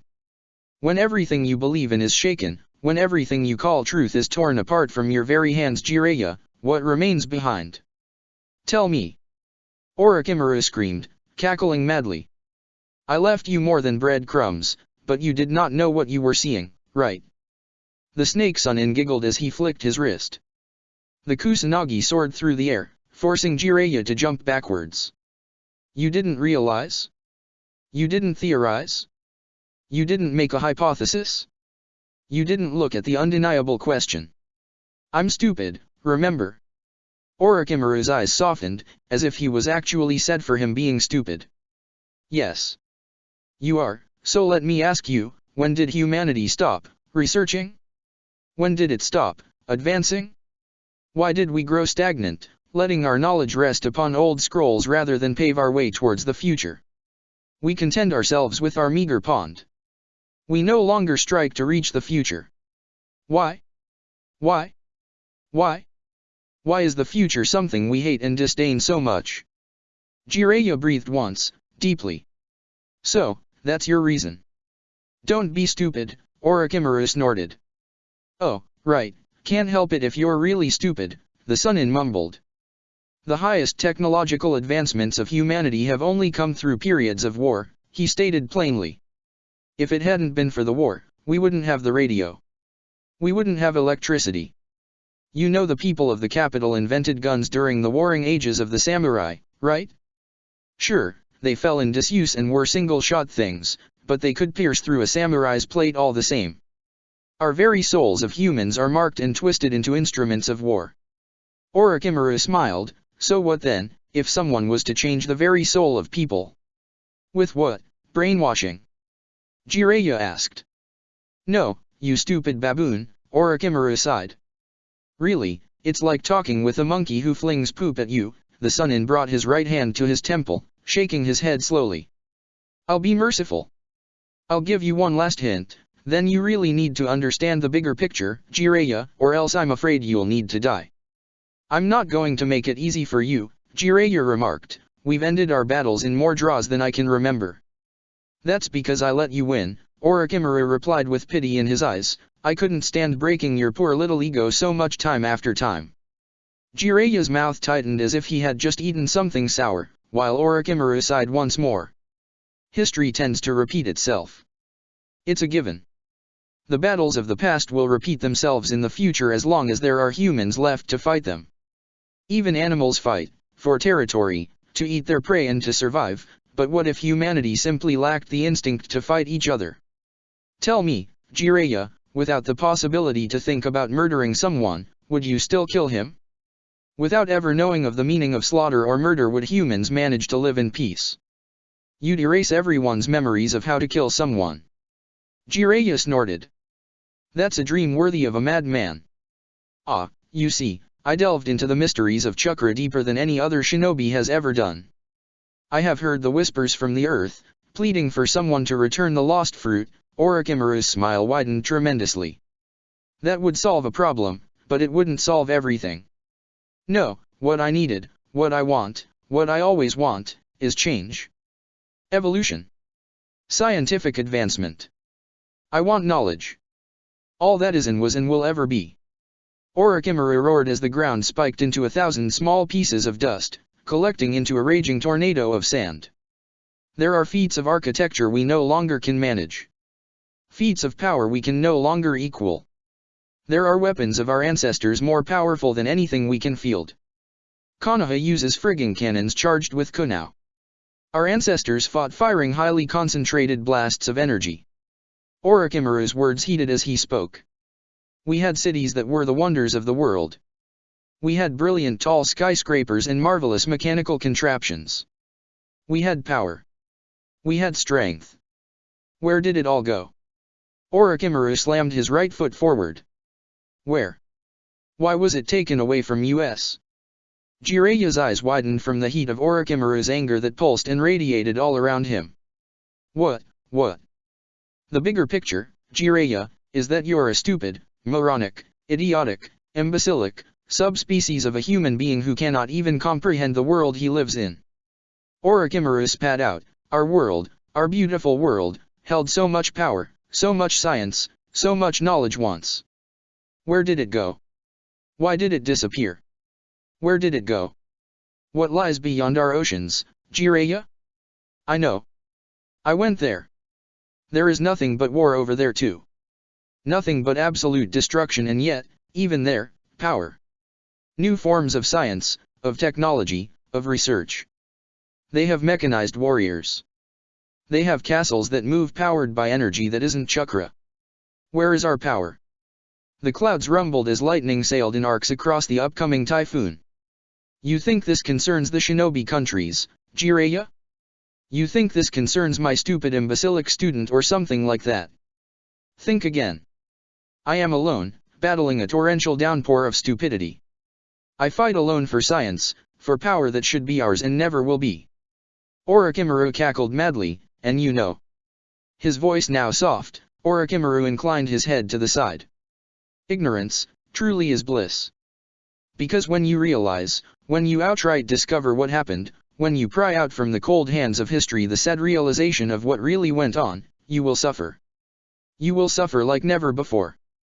Is your mad rant with a purpose, Orochimaru? Jiraiya warily scratched his thumb. Worse to worse, he was ready to hightail it out of there in an instant. It's all a game, Orochimaru giggled. All of this, it's a game. A nice, little game called economy in the elemental countries. The daimyo orders, the kage obey, the shinobi executes. The villages are the dagger of the daimyo, but isn't the daimyo always guarded by shinobi who could kill them? The daimyo levies the taxes and delivers a portion to the shinobi village, but does it matter when the money could simply be claimed by the shinobi? You're talking like Kazuma did back then, during the revolt of the Guardians. Kazuma-san was really helpful, Orochimaru chuckled. But his words weren't wrong. What need is there for two kings? He believed the Hokage to be the problem, and I strung him along. The problem, however, was the daimyo. People with strength should always rule, the strongest is bound to rule by the oldest of laws, that of the jungle. The daimyo remains in power because he is easily controlled. It is a system meant to avoid excesses from its rulers or risks of tyrants rising to power. Orochimaru clicked his tongue in dissatisfaction. Your stupidity, really, why do I even try? I should slap you with a stick. Maybe a big one with the words dunce written on it, Orochimaru sighed. All right. I'm merciful. Who profits from a continuous state of war followed by peace? Come on. Spout a guess. Nobody does, it's a vicious cycle that. No, really, say something smart or I'm going to kill you. There's too much stupid in your body and it's starting to hurt my ears, eyes, and soul, Orochimaru stated, looking annoyed. Well, for one the arm merchants, then the daimyo who can levy war taxes on the population, and force them under their patriotic obligation to work harder.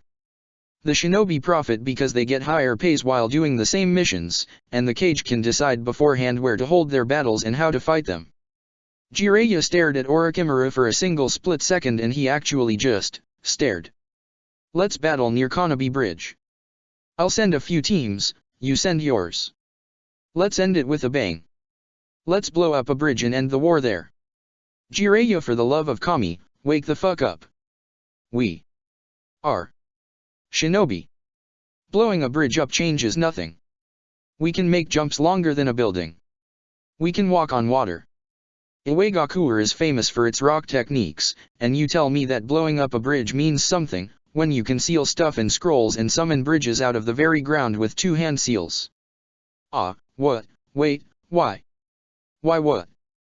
Orochimaru hissed. Why are you telling me this?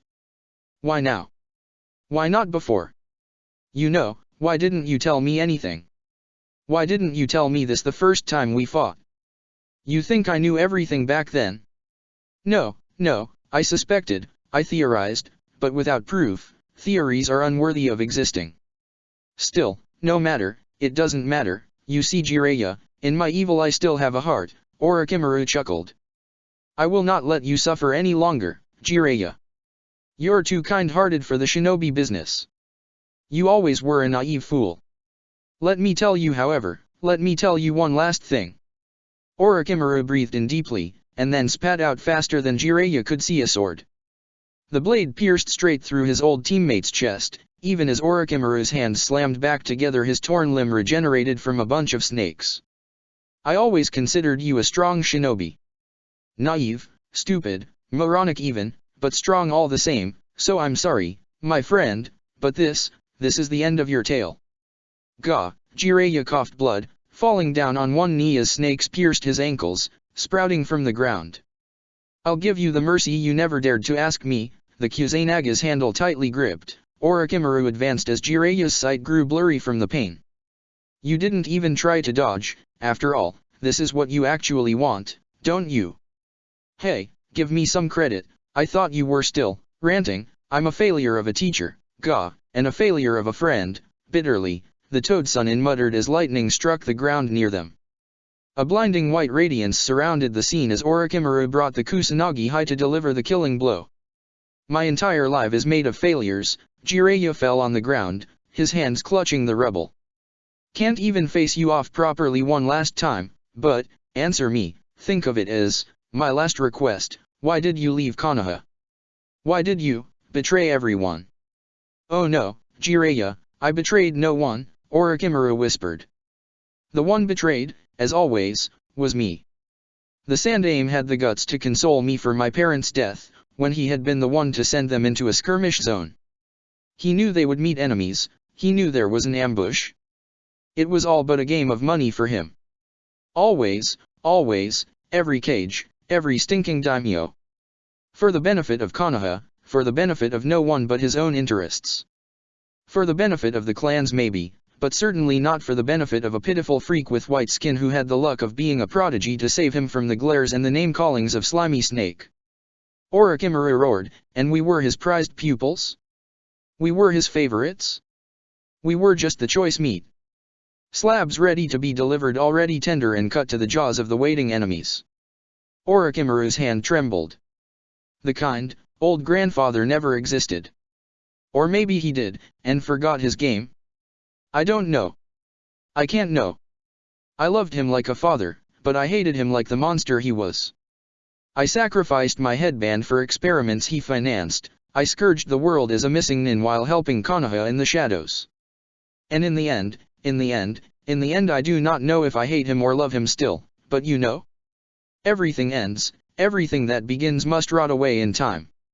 Every drop of hatred must leave the place to silence, for one side inevitably withers and dies in the end. I'm sorry. Ah, don't be, Orochimaru chuckled. His golden eyes shone for a moment. The Sandaime told a sentence to us, when we took our Chunin exams, do you remember it, Jiraiya? Do you remember those words? Orochimaru's voice was soft now, as he recited by heart. It was. By losing life and establishing balance, this is the shape of friendship in the shinobi world. I'm doing what you wish for, in the end. Say hello to my goddaughter when you see her, all right? Of course, Jiraiya chuckled grimly. Of course. The slice was clean and neat. The head rolled on the ground. Orochimaru turned and walked away, the tornado dwindling down to nothingness. The rain fell a moment later, wetting him as he went. Snakes couldn't cry, but the raindrops were a good enough substitute as he went. A small toad hopped away in a puff of smoke a moment later. It had heard everything. Now, it just had to report and then tell the boss about the death of their summoner. Chapter 58, The Triggering of the Final Act. The forests of Kusagakur were always dark, with thick branches that clouded out the sun and bushy leaves that made a hellish noise when the wind blew through them. Run! Run! Run faster! The sandals hit hard against the wet leaves, as the small twigs on the ground cracked. They're just behind us. That was Father's voice. Gah! Blood sprayed whether you liked it or not as long as your heart pumped it out. The same organ that kept someone alive would kill the human body if wounded, by treacherously pumping the blood out of the open wounds. The heart was truly a fearsome enemy. Thankfully, she had killed hers years before. Or so she had thought, but probably it was just a matter of fatigue. Karen's eyes snapped open. She had fallen asleep after a tiresome night. Her gaze soon rested on the crib in the room with indifference, plain and normal indifference. The gurgling stupid calls and the tiny grabby hands meant absolutely nothing to her. They meant nothing. If Orochimaru-sama called, she'd gladly deliver the baby. The light filtered in from the windows, displaying the sunny day that seemed to cover the village of Konoha without a fault. She crossed her arms over the side of the crib, letting it gently roll to the side. The kid's head turned with its bright red eyes towards her. The tuft of blonde hair on his head was unmistakable. The stupid thing gurgled happily. It really appeared to be a happy baby. Karen huffed. She really didn't care. Her heart twitched, just a little bit. It was a matter of hormones. She knew that. She'd be back to normal in a matter of months. Being her a faithful servant of Orochimaru-sama, she'd be back to normal in weeks. Goo. Goo isn't a word, Karen mumbled, letting her finger slowly descend to the grasping digits of the kid. It was such soft skin, and such a strong grip. Really, she murmured. What is this? Karen sighed. What is this? Someone knocked at the door. The baby began to cry. Of course, the peace couldn't last. She sighed, hoisting the squirming infant up to her chest and then heading to the door with righteous fury clearly etched all over her face. I'm coming. Really, who the hell thinks knocking like a madman is? Then the door sprung open, and Fu barged in with a bright smile and a bag filled with pastries. Surprise! Oh. Here, I brought cake. Naru-chan is so cute. Can I hold him? Can I? Why was there that small side of her that wanted to tell no to the girl? It didn't make any sense. Sure, she was an overreactive squirrel, but at the same time, she was a kunoichi with fast enough reflexes to catch Naruto if he fell. There her heart skipped a beat again. What if he fell? She was not mother material. She was not going to start having feelings for her spawn birthed only because of its unique genetic background. Why don't you put the cake in the fridge? She smiled. I'll let you hold Naruto later. Fu nodded brightly. You know, I had to do this really cool thing with the Nanabe's chakra. The girl exclaimed. There was this big wood sphere and I had to pour chakra in it and it sort of sucked it out really fast, but then I was free to go. Karen nodded absent-mindedly. Everything was going according to Orochimaru-sama's plan. Oh, really? Cool, I guess, she replied. What about your friend, is she still out on missions? Fu replied, her head in her fridge.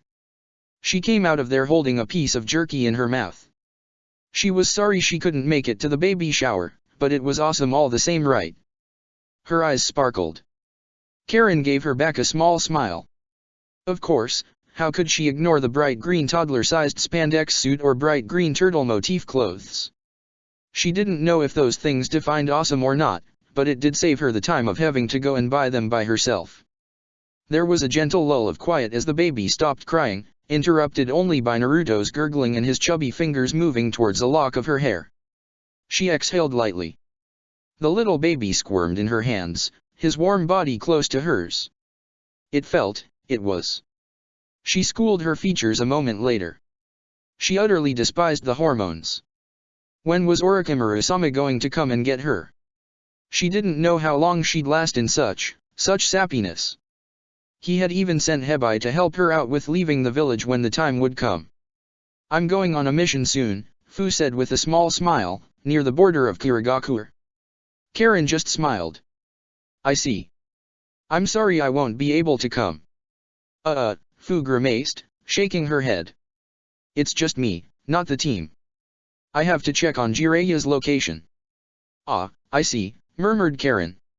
She gently rocked Naruto a bit more, before another knock came from her door. She frowned this time around. She wasn't expecting any more visitors. She was sorely disappointed when one blur of green entered, showing off a smiling face and perfectly white teeth that sparkled. Ah! Are the flames of youth burning brightly today? Naruto began to cry. He always did that when the words flames of youth reached his ears. Maybe he just had a problem with Guy's voice, too cheerful for anyone not on a sugar rush. She smiled at the man and let him in. He was carrying pastries after all before closing the door behind him. She didn't have peace anymore. Nevertheless, she strangely found it was all right. This was a pain to suffer through, the stupid people who seemed to enjoy screaming and laughing near her, and she loved pain. Naruto. What you are asking for, Tsuchikage-sama, is highly unethical. The ambassador of the land of tea was a portly man with beady eyes.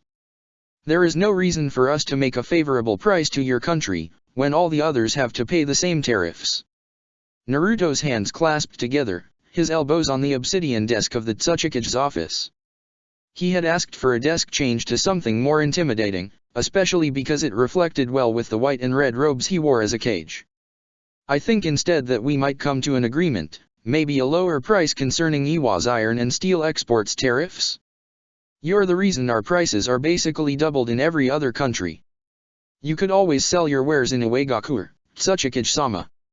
Or, barring that, you could take a land route, albeit I heard brigands and the likes are awfully active this time of the year, and passing through the land of fire.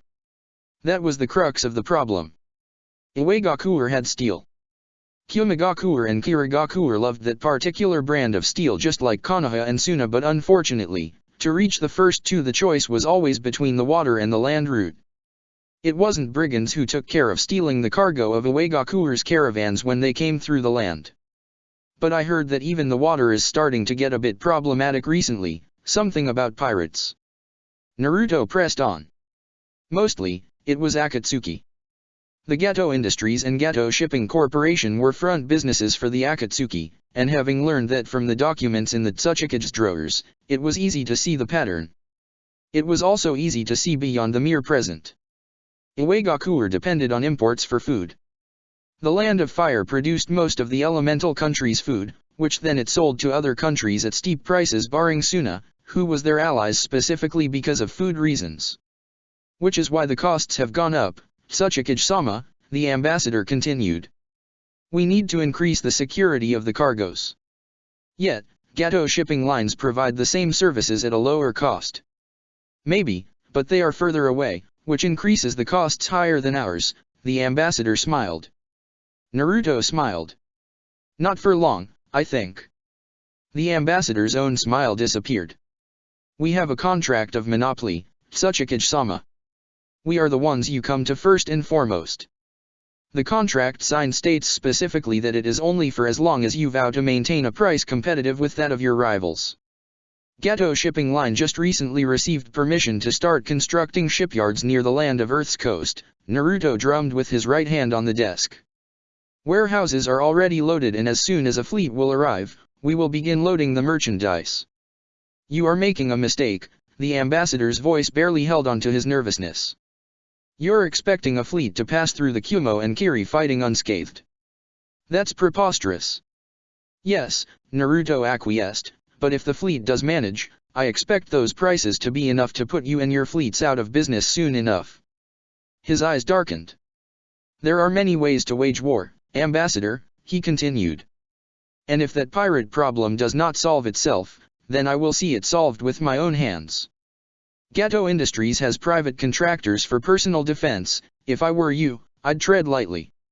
Thunderstorms gathered outside of the window, above the village of Iwagakure. I see no need for the years of good relations between us and Iwagakure to go to waste like this. Tsuchikage-sama, the mellifluous voice of the ambassador grated his nerves, but he just smiled. Maybe we could renegotiate. The land of tea is basically a puppet of its merchants and families, Naruto said briskly. Give power to one, to tear down the other. Acquire control of one, to bring down the other. Let me ask you, Ambassador, as a man, as a family man, which family do you think would best suit the needs of IWA? Naruto's right hand drummed on the desk once more, because we can provide, as long as we are provided to. The ambassador nodded sagely. There is competition held once every 4 years, the Todoroki Shrine Race, in which families compete with runners. The winner becomes the owner of the Digarashi port, alongside with the honor of increasing its influence and power. 4 years ago, the Wagarashi family won. So this year, it's best they lose, Naruto ground out. The ambassador nodded. The Wasabi family is their main competitor. They would have won with ease, if not for Shinobi from AIM interfering with the competition. AIM, Naruto murmured softly. I see, he closed his eyes, lost in thought. I will send one of my teams then, to ensure a fairer competition. I wonder though, will the Wasabi family really uphold their end of the deal, Ambassador? I was exiled into this post, Tsuchikage-sama, the ambassador replied. As one of the Wasabi family, we have everything to gain, and nothing to lose. I expect fruitful results, Naruto nodded. Tell the daimyo he has nothing to fear about losing us as customers, for the moment. The ambassador left hurriedly through the door, probably to pen 2 parchments rather than 1 alone. Naruto exhaled, cracking his neck. Send for Kitsuke, he murmured, and the clan head of the Kamaizuru. One of the bodyguards hidden within the room's walls obeyed, leaving in a hurry through the rock. The noise of water droplets crashing against the glass window of his office made him look outside, where the thunderstorm had begun picking up. Savior or destroyer, Naruto murmured. Well, he chuckled as he removed the hat from his head. I wonder what he would say about this.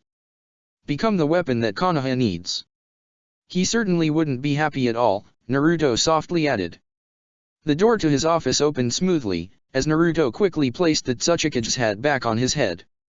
The Kamaizuru's clan head was a certain Takeo Kamaizuru, a stern-looking man with a squared jaw and dark cold eyes. Kitsuke was his father-in-law since recently, but his gaze wasn't anything less than a full-out glare. Tsuchikage-sama, they both stiffly stood straight. Konoha treated clan heads and their clans with respect, being the village founded on the principle of different clans uniting. Iwagakure didn't make any distinction. Being a part of a clan just meant you had a large family or some sort of bloodline, but it didn't make you any more important than being a jounin. I want 2 teams of your best able-bodied men, Naruto replied dryly. They must be ready to depart for the land of tea at a moment's notice. He inclined his head to the side. Needless to say they must be the very best, he continued smoothly. Failure will not be tolerated, but success will be highly recompensed. Both jounin stood to attention, and Naruto dismissed them. He smiled bitterly as the rain increased in intensity. How easy would it be, he whispered, to destroy everything. He closed his eyes. Just a push, an order, I see, he chuckled. That's why, power without control, is meaningless. The guards assigned to the Tsuchikage watched with a dispassionate look as their leader began to laugh, his shoulders trembling as the cackling increased with the thunder of the storm. A reason is not required, Naruto whispered. To do what I want, I don't need a reason. He opened his eyes. Still, having won is better. The ground trembled. Naruto's eyes sharply turned towards the windows, and the thing beyond them. A massive coral column seemed to have sprouted in the center of Iwagakure, like a sort of nascent tree. It tore apart a few buildings as it grew, before coming to a halt as a massive branch birthed from its side. A shinobi was running across it, one that Naruto instinctively recognized. All shinobi. Evacuate civilians to emergency shelters. S-rank threat. He roared, before the giant coral crashed against the sides of the Tsuchikage tower, breaking it apart. In the middle of the debris, of the falling rocks and floors, Naruto's body twisted backwards as Kakuzu's right arm swung forward in a punch. The cerulean eyes of Naruto fixed with the green ones of the Dakigaku were missing and, with a smirk, the S-rank shinobi crisply yelled. Well brat. Me and my partner here want to know, are you strong enough? Naruto avoided the blow, flickering on a nearby falling rock and pushing his legs against it to jump in the opposite direction, one raise non per hand. You tell me. He snarled back, sending them both to crash against a shield of coral and wood. "I'm not impressed," Kakuzu grunted as they both landed on a nearby rooftop, the rain falling down sharply. "But we aren't done." Naruto cracked his neck. "Why now?" he asked. "Why now, of all times?" "Because," Kakuzu replied, "your life belongs to me." "You'll have to get it over my dead corpse," Naruto snarled. "And even then, it will not be enough." A wooden branch split off from Kakuzu's arm, as the man grunted. "You think? I had time to train the Mokuton ability I stole from your so-called teammate. I have a Baijiryu under my control, what makes you think you have a chance?" "Funny you ask," Naruto snarled. "I have 3, and an army." As 1,000 Naruto appeared, Kakuzu chuckled. "Let's see it then, let's see if my weight was worth it." "Come on then. Make my blood boil in excitement, Naruto Namikaze. Show me. Show me if you're stronger than the shot aim." The building collapsed as Kakuzu slammed his right foot against its roof. The thunder streaked the sky. Lightning bolts shot down against the metal rods on the nearby rooftops. Naruto swallowed. This was a battle long postponed. He couldn't look bad in front of his village now, could he? Danzo. He was glad. He couldn't be pissed, so he had to be glad. Prohibited from feeling negative emotions was a heavy toll, especially for him who always had to think of the worst possible scenario and prepare contingencies for it. Now, all he could do was be glad the rain had stopped and that he and Amaru could restart their journey on foot. The vast land of fire blossomed in front of him as they walked. He loved his land, be it because of his patriotic instinct or because he genuinely liked watching nature. His footsteps were just a little bit faster than usual, because he was on soil that belonged to the land of fire, on soil that belonged to his land. He was going home. The rainbow truly was a blessed sight. Even the beast within his guts didn't as much as growl. He wondered how Hiruzen would take the news of his return if he hadn't kicked the bucket in his old age. Holding on to a gnarled wooden cane, just a branch from a tree that Kisame had gifted him, after having masterfully worked it into something he could use to aid in his walking, he kept a steady pace on the road filled with mud and puddles. "I can't wait to see Konoha. Is it really big like they say?" Amaru asked, trying to make conversation. "Yes," Danzo nodded firmly. "It is. It is a beautiful village, whose roots are strong and trees many, just like the leaves," he murmured. "It's beautiful to watch the sunset over it." "I cannot wait to visit it then," Amaru replied. "Will it be all right?" "For me, I mean." "I will vouch for you," Danzo replied. "You are not a shinobi, and thus they won't make any problem, and if they do, they will answer to me," he grumbled as the girl hugged him, before trying to help him along. "I know I'm supposed to be scared," Amaru whispered, "but I can't seem to find my fears." "Why is it?" Danzo asked. "Because I know the reason I'm still alive is because you were there, Danzo-san," she gave him a faint smile. "And you defeated the Zero Tails, something I thought impossible, so there is nothing you cannot do." Danzo chuckled. His own voice came out rough and unpleasant. He probably was no longer used to chuckling, but he still emitted an unmistakable chuckle. "Such hope and trust," he murmured, "you really are a soothing presence for my old heart." A set of hurried footsteps reached Danzo's ears, forcing him to halt and stop Amaru. His eyes narrowed, before they visibly relaxed as 3 shinobi with the leaf symbol stopped in front of him. There was a flicker of recognition in one of them, which was something Danzo could not miss. "Shimiridano?" one of the 3 asked. "You are alive?" "I am," he acquiesced, giving a firm nod. "I survived, albeit grievously injured. This young lady saved my life," he gave a reassuring pat to Amaru's arm. "Now, one of you, go and warn Hiruzen I am coming. The others can escort us back to Konoha." "Shimiridano," another said awkwardly, his gaze low. "The Sandaime died of a heart attack, more than 1 year ago." "More than 1 year?" Danzo whispered. "Has it really been that long?" "It has, Danzo-sama," the man with the recognizable glint in his eyes said firmly, his tone lacking emotions. "Many await your return in Konoha with haste." "I see," he exhaled. Then I will test the limits of my body today, it seems. He took a deep breath before turning towards Amaru. One of you, carry her. The shinobi that had talked first obeyed, and soon all four dashed upon the heavy branches and the thick bushy trees, Amaru holding herself tightly to the neck of the man. All that begins must eventually rot into oblivion and despair. Hiruzen, so you couldn't wait my return. Were you heartbroken? Did you die, thinking me dead and waiting for you on the other side? I'm sorry my friend, my time has not yet come. I have things to do. For Konoha. For the villagers. For you, I will complete your task. I will soothe your deepest wound and regret. He looked forward with renewed vigor. I will stop Orochimaru. I created him, and I will destroy him. Sakura. She opened her eyes. The white cloth of the tent met her gaze, flapping from the light breeze. She didn't need a clock or an alarm to know what time it was. Her armor creaked as she moved her right arm over her face. The metallic gauntlet rested with its cold surface over her forehead, her breathing slowing down as she recollected herself. Her back against the ground, her emerald eyes gazed at the shadows of her tent. It was quiet. The leather chafed against her skin as she brought her right knee closer to her, slowly ending her sore muscles. She couldn't sleep in the sleeping bag, it constricted her. The mask loosely hung from her belt. Her left hand gingerly touched it, her fingers trailing across the crevices and cracks it held. It was just another day. The infestation was being resolved. Only a few remained, and those few weren't a big enough of a problem. What then, was she going to do afterwards?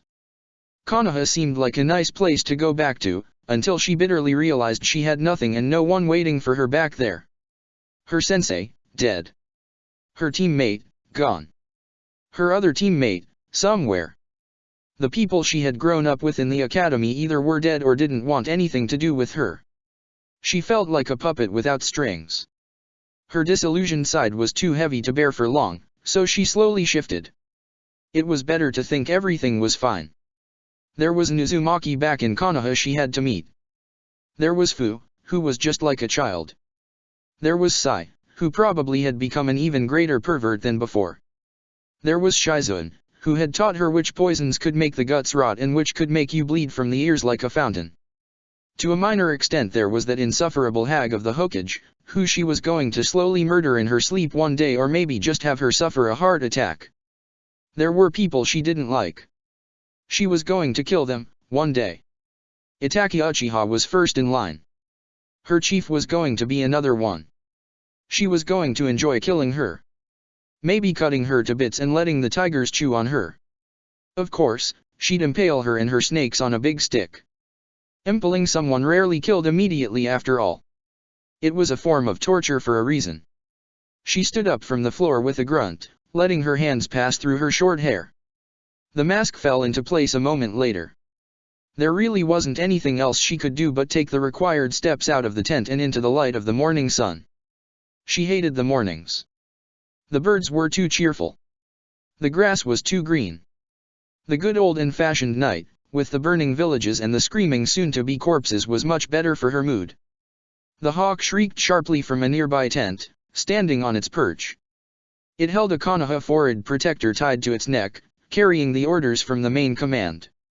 They probably amounted to the same old go there, find monsters, kill them all and report success with a nice condiment of choice sultry words from Anko.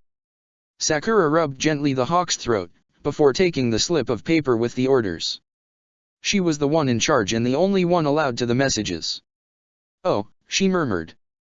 We're going for that? Already? She inclined her head to the side, probably.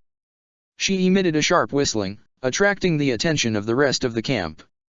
There were flickers of shunshin, and soon 20 between men and women all rigorously masked stood kneeling behind her, their right hands clenched into fists on the ground and awaiting orders. Well, seems we took care of the last trouble in the countryside, she smiled. We're moving from country hillbillies to city bastards. Aren't you all happy we're making a move into upper society now? Think about all that repressed anger, just bubbling to come out. Anyone ever wanted to punch a minor lord? Someone here wants to take dibs on slicing the daimyo's guts. Anyone? Come on. She whined a bit as the 20 Umbu didn't even flinch at her light-hearted tone. Nobody thinks it's going to be awesome? This is, like, doing a revolution without doing one. We're literally killing them all. Come on. Nobody here is interested? Not even one. Her lower lip trembled, not that they could see it, behind her mask. Oh well, it's fine. It means I'll have more people to kill. Well. The Umbu dismounted Kemp in less than a minute, folding and storing in scrolls the tents. Taking point, she began to lead them through the trees. Nobody talked much to her, if at all. The most common word they addressed her with was, orders, teiko, and understood. She was sure they were all just shy, even if they simply never said anything else. It took a week to reach the capital, but the thick columns of smoke that rose from it halted her run. For there to be smoke, it meant things were burning. For things to be burning, it meant someone had started a fire. Her orders barked softly, hand signs to complete them, the Umbu flickered and disappeared into the grass and the ground. She knelt down herself, starting to advance by crawling on the dirt. The sun was shining. The cicadas were screaming. One of her Umbu took the order, and began to dash forward renouncing his cover. 2 volleys of lightning bolts tore the cage buncheon of said Umbu apart, reducing it to a cloud of smoke as the ground near him cracked and split. A Kumigakuer squad of 4 appeared. Their body were tense and their eyes looked around for any signs of more shinobi. Sakura smiled, and gave the signal. Her fist smashed first into the head of the leader of the 4-man team, while her Umbu slammed their swords forward to engage the other 3. She sped up as the man blocked her fist with his shoulder, palming a small and thin metallic sheet coated in poison. She threw it forth with a hail of shuriken, watching it pierce the chin and draw blood. As long as there were no survivors, nobody was going to know. They had dared take her kill, they had attacked first, and thus, they had to pay. It was as simple as that.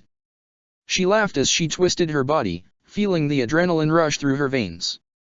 The poison was already working its way, popping apart the blood vessels in the eyes, making her enemy wince and close them as crimson rivers dribbled down from his eye sockets. She giggled, not caring in the least for the man's screams or yells. He was angry and she was a bitch. What was there of new in that exchange of words? Nothing. Slicing his throat when he stumbled backwards proved to be surprisingly easy. Her kunao came up then, parrying a short sword that met with her blade. She grinned, pushing her body forward as her head slammed against the enemy's nose, crushing it. Her body twisted, her elbow crashing against the man's guts before she pierced his neck with senbon needles. She jumped backwards, avoiding a crackling bolt of electricity. She just loved it when the prey tried to fight back. It was endearing. A lucky kunao struck her in the shoulder, the armor bouncing it off as she threw an explosive tag straight back. It fizzled as it stuck to the shinobi's face, shining brightly before exploding. I'm loving this. Come on Umbutan squad. Move it. Who kills more gets a prize. She giggled as she jumped on the nearby rooftop, watching the city burn as fighting still broke out between the monsters and the Kumo shinobi who had apparently arrived to the scene before them. However, that would have meant passing through the land of snow and the land of hot water. Now, the Kumigakuer shinobi were busy herding off the monsters, too stupid and slow to be a real threat if you knew how to fight them. Yet, there probably were too many shinobi to fight at the same time. They had little time, and they needed to use it well. She smiled, giving off a sharp whistle to her team. You seeing what I'm seeing? She barked out giggling, someone thinks they can come right over here and steal our kills. I don't think so. Team Leaf and Team Fire, ambush all troops you can after they deal with their little problems. Kill as many as you can. She emitted a sharper whistle, letting the hawk circling above their heads descend to land on her arm. I will warn the high command of the situation at hand. The Umbu dispersed. Sakura smiled. The hawk departed once more, this time screeching loudly as it carried quite the message. Hunting clouds along the rice fields. Like gutting whores who love snakes. It's so fun. She was sure the woman would appreciate her haiku. Haiku were like that, at least, she thought they were. Hunting, hunting, she hummed as she jumped down from the rooftop. I love hunting. She bit her thumb, drawing out blood before slamming it on the ground. "Let's go hunting." The puff of smoke dispersed a moment later, revealing jagged claws and feral eyes. The tiger's once luscious pelt had been repeatedly abused and covered with scars and nicks. Sakura hummed as she gently caressed the animal's neck. "Let's go hunting, Tora-chan." The tiger obeyed. Sakura's laugh echoed through the abandoned roads filled with rubble and the burning palaces of the capital, as ever so slowly, a dying country emitted its last spasmodic breaths. Chapter 59, The Igniting of the Fuse. Danzo was smiling as he sat on the plush sofa in the Hokage's office. Him smiling unnerved Tsunade greatly, as if some great cosmic force of the world was wrong now, and she couldn't manage to keep a straight face. The careful sips she took of her tea just seemed to make the man smile brighter with every passing second. Had he poisoned the tea? Was that why he was smiling? Calmly, the old man in front of her took a sip of tea too. The fact he was smiling still unnerved her terribly, but he hadn't poisoned the tea. The thoughts about him being a shinobi underhenge or an imposter flew out of the window after he revealed a few choice information only the man in question could possess. There was little doubt that the man in front of her was Shimura Danzo, Yami of Shinobi. The fact he was smiling and drinking tea, with a young girl embarrassingly trying to hide her face behind a cup next to him, meant there really was something strange going on. The problem wasn't only the girl, or the smiling. It was the way Danzo seemed to look, completely at peace, younger maybe? It was strange, to say the least, how she was at a complete lack of words to describe it. "So," Tsunade began, "you survived and managed to bring down the land of the sky, Shimura-san." "Yes," he acquiesced, eyeing the picture of Hiruzen now hanging on the wall. "Strange how life turns out in the end, isn't it? He sent me to war thinking of it as my tomb, yet in the end it was his office that killed him, while I outlived him. He named you as his successor, after selecting Orochimaru first," Tsunade replied softly. Danzo didn't say a word for a moment, before inclining his head to the side. "And why did you not choose him, then? Orochimaru? S-rank missing nin of Konoha? As the Hokage?" Tsunade said, her voice tinged with disbelief. "Hiruzen was seldom wrong in his choices," Danzo said. "I am too old for politics, Tsunade. You can keep your hat, if that is your wish." The slug Sunin gazed at him in disbelief. If it weren't for the blood tests, and everything else that points to the fact that you are Danzo Shimura of Konoha, I'd think you a very bad imposter." "I had a mind-opening revelation," Danzo said. "One strong enough to shatter my perceived notion of the world," he smiled.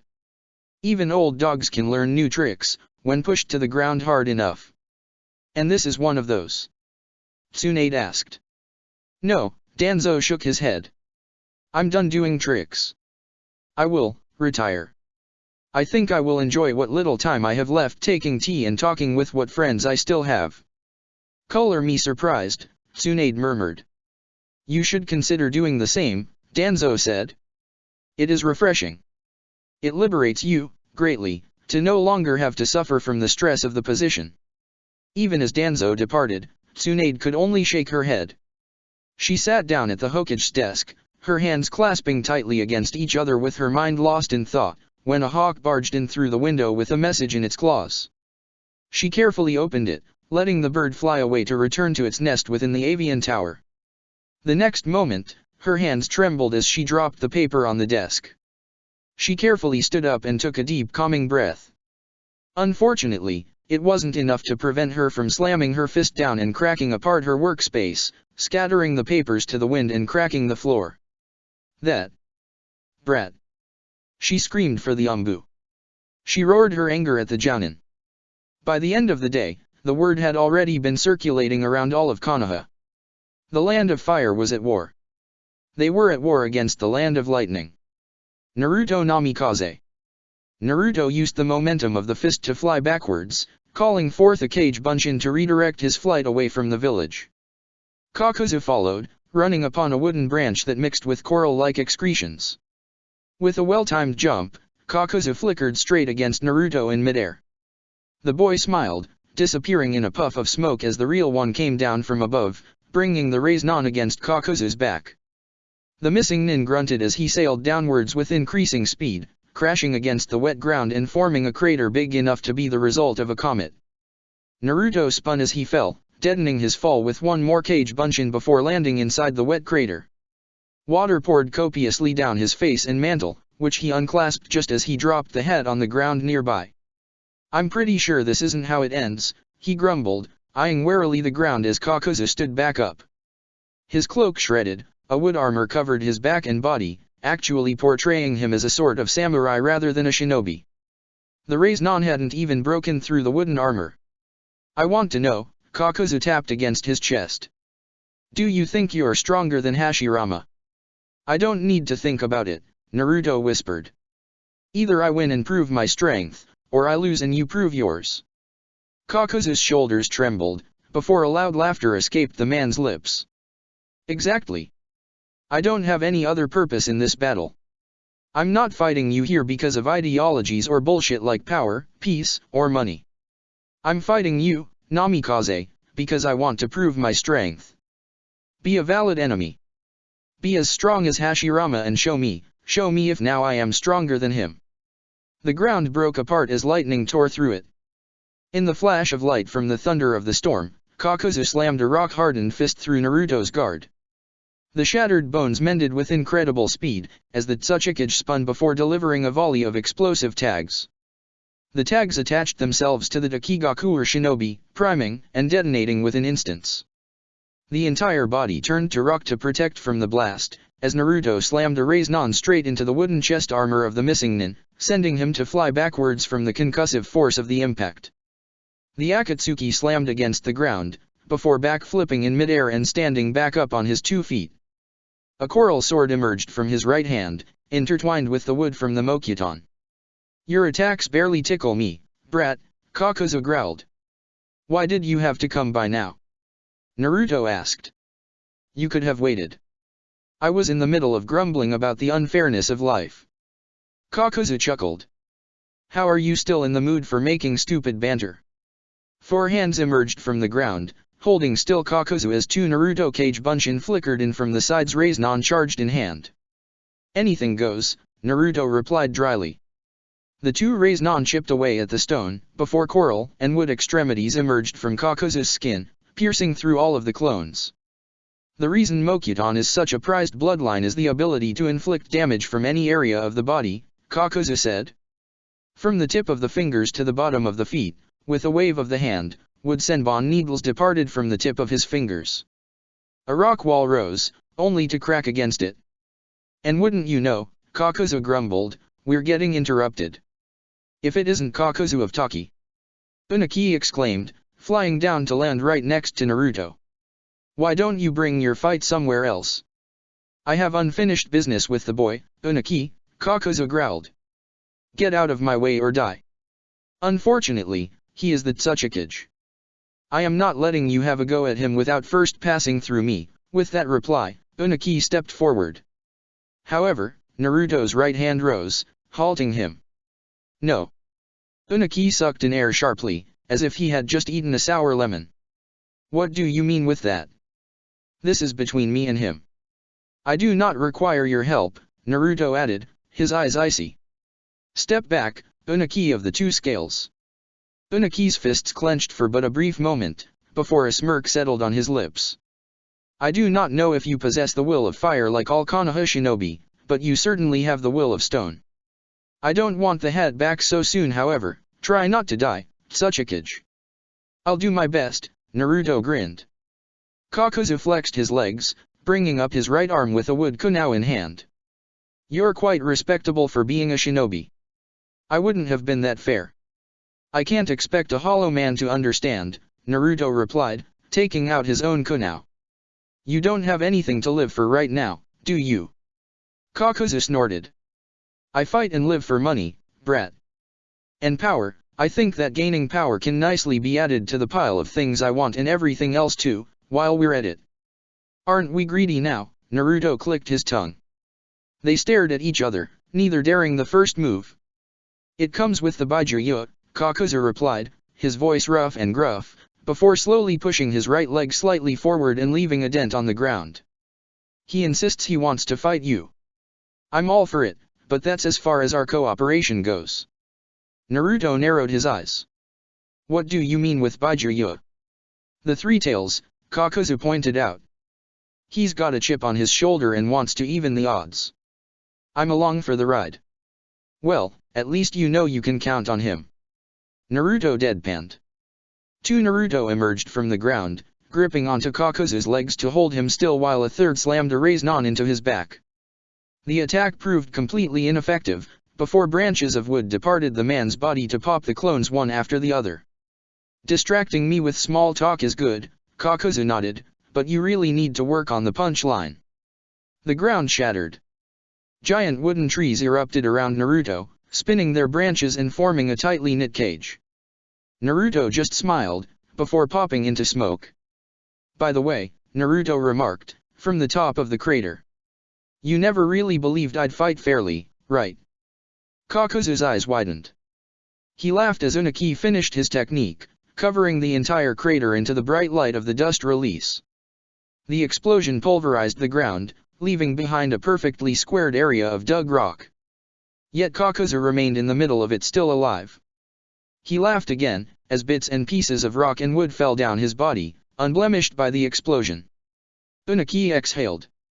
It didn't bode well at all. The thunder struck the clouds, a lightning bolt descended from the heavens striking down on the ground nearby. Naruto licked his lips and closed his eyes, his body turning bright golden. He sped up, disappearing from sight. His left kick shattered through Kakuzu's guard, kicking the man upwards into the skies. His left and right hand punched forth, pulling through the man's ribs as Rasengan appeared directly from within his palms and Kakuzu's body. The man exploded, shattering apart into different shapes as his body turned to dust. Naruto landed back, his chakra cloak burning with the intensity of the sun itself. The water around him evaporated, the mud dried and the air itself grew hotter. The 5 masks of Kakuzu slithered through the ground to merge once more, as a body formed out of his corpse's remains. Kakuzu growled. My turn. Lighting left his palms, thrusting itself forth as lances. Naruto sidestepped them, slowly walking forward once more. His right hand began to shine with a Rasengan formed. The ex-Akatsuki howled, his masks erupting from his back and opening their mouth. Fire, lightning, and air came out, igniting a terrible tornado that slammed itself down upon Naruto. The air crackled with electricity, as the ground caved in even more. Unaki jumped back, admiring with fascination as the boy simply shrugged the technique off, marching forward with utter contempt. The Rasengan in the boy's hand grew. It was then that a tree spear emerged from the ground, covered in coral. Naruto avoided it, disappearing from sight. Above, up in the skies, a vulture screamed as the clouds departed. Naruto held his Rasengan up in the air, with his right hand shining brightly. He jumped down, thrusting the attack forward. Kakuzu roared, lifting his arms as trees made of wood and coral rose to defend him from the blast. Yet they shattered and turned to dust as the Rasengan descended, black in appearance and silent as the deadliest of nights.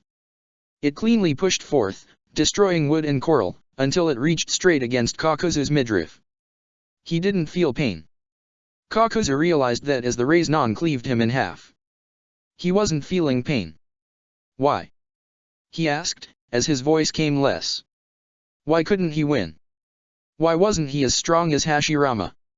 You're stronger than Hashirama, Naruto replied, but I'm stronger than you. Your scale was off, old man. Kakuzu's eyes closed. He understood. Pathetic. He exploded, his hearts pulverizing into nothingness as the Rasengan detonated outwardly. Naruto gasped, clutching his right arm and chattering his teeth to stem off the pain he felt. In that moment, a powerful strength exploded outwards as the 3 tails emerged howling and growling, sending Naruto to fly backwards and pummeling him against the ground. Naruto lost his breath, as blood gushed out of his mouth while his back cracked from the strength of the blow. His eyes widened as he tried to hold in the pain, his strength leaving him. Wasn't the Baijuya supposed to disappear if the Jinchuriki died? Then again, maybe Kakuzu hadn't been a Jinchuriki to begin with. He had been a host to a parasite, but there had been no seal to hold back the 3 tails.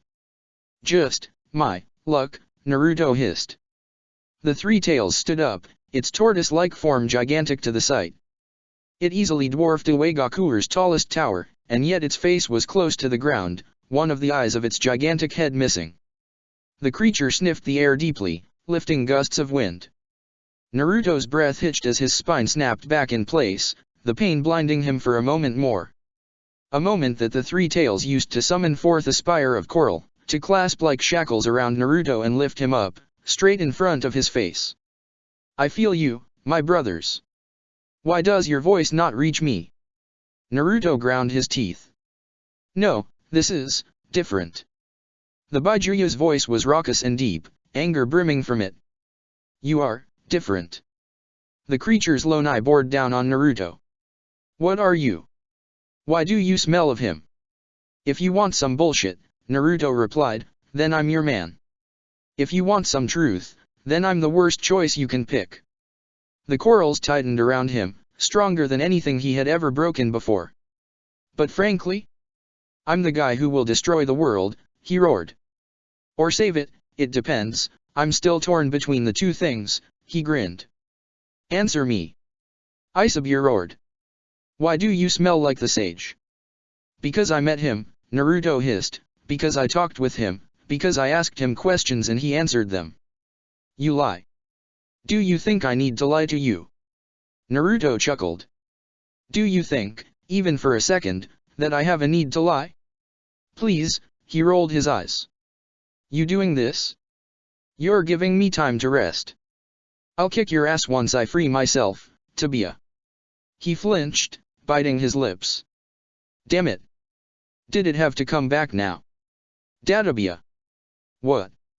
It's a nervous tick, Naruto grumbled. You have problems with it. Isabure remained silent. He closed his only eye.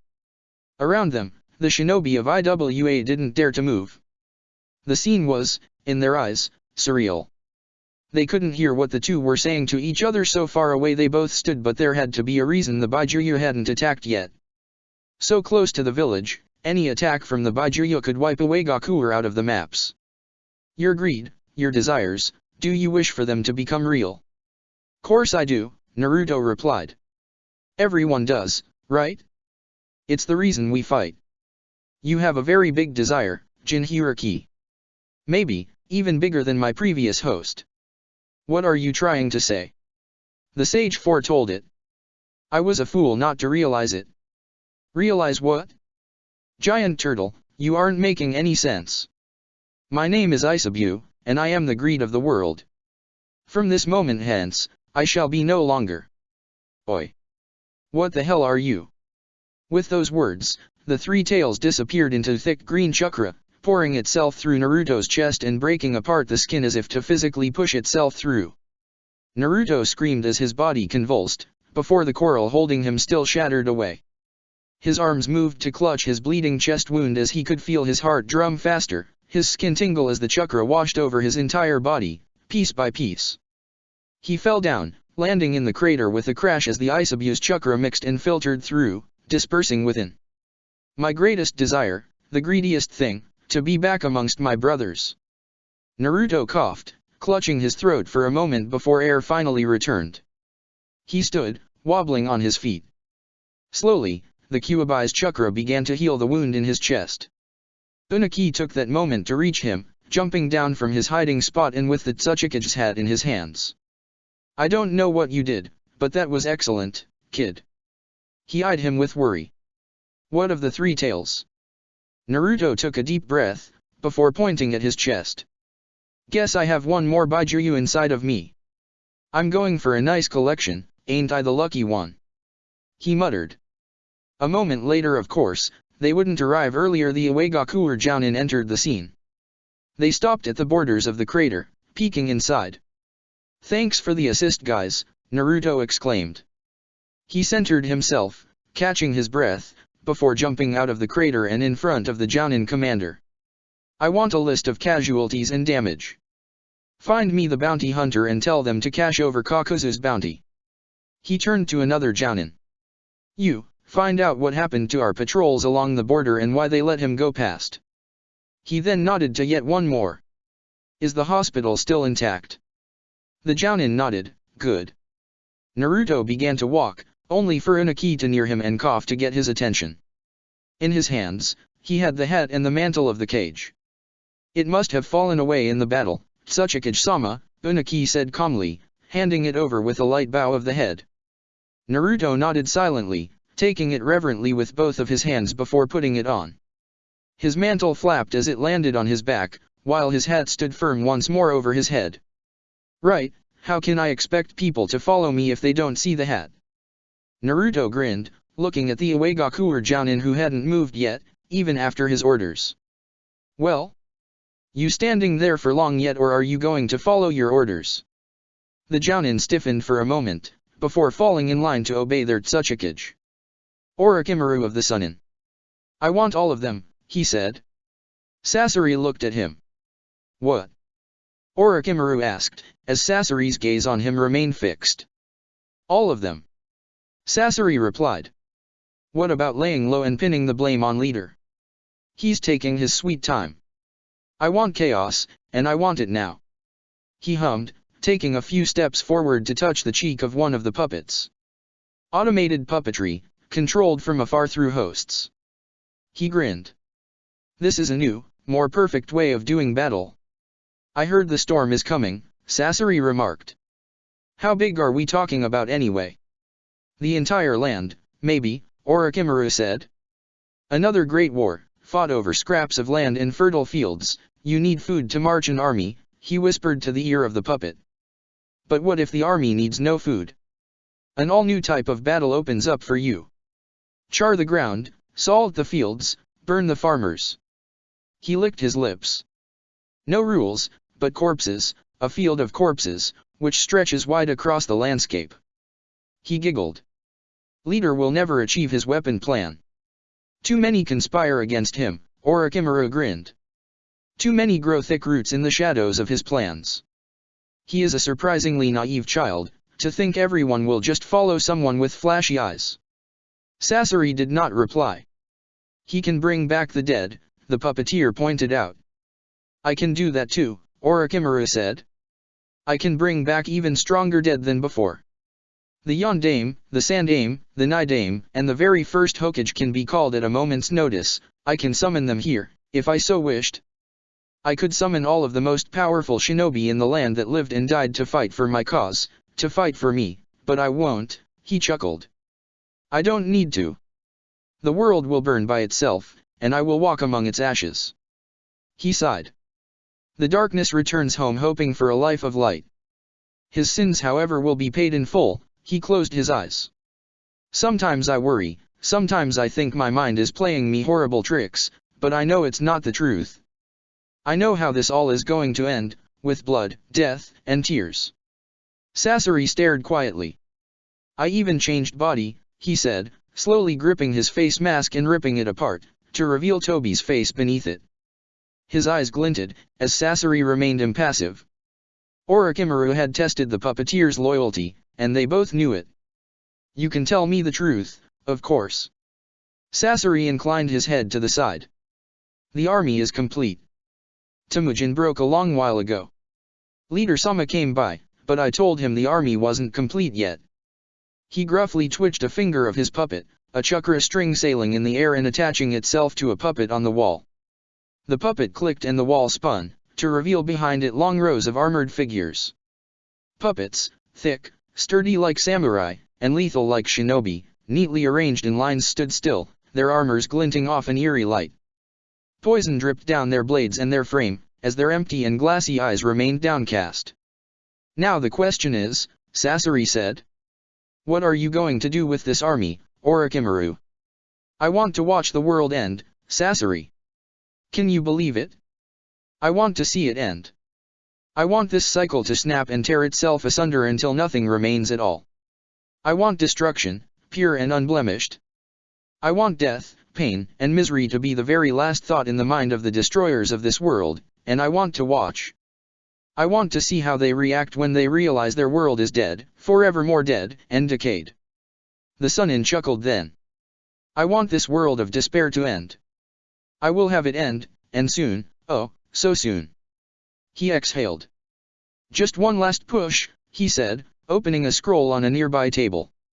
One last push, a kunai slammed down on the map. And everything will fall in place. Everyone will fall in line. Blood will spray across the land like a thick river. Sasori remained quiet, letting Orochimaru talk. Attack away Gakuer with Suna puppeteers, Orochimaru whispered. An IWA will answer the battle cry. Konoha will shatter its alliance with Suna, trying to save face, and when it does, because it will do it, Kiri will strike at a chance of an bounty in the coast of Suna. Konoha will not intervene, leaving Suna to be eaten alive by its enemies. Orochimaru licked his lips, his fingers tracing the map.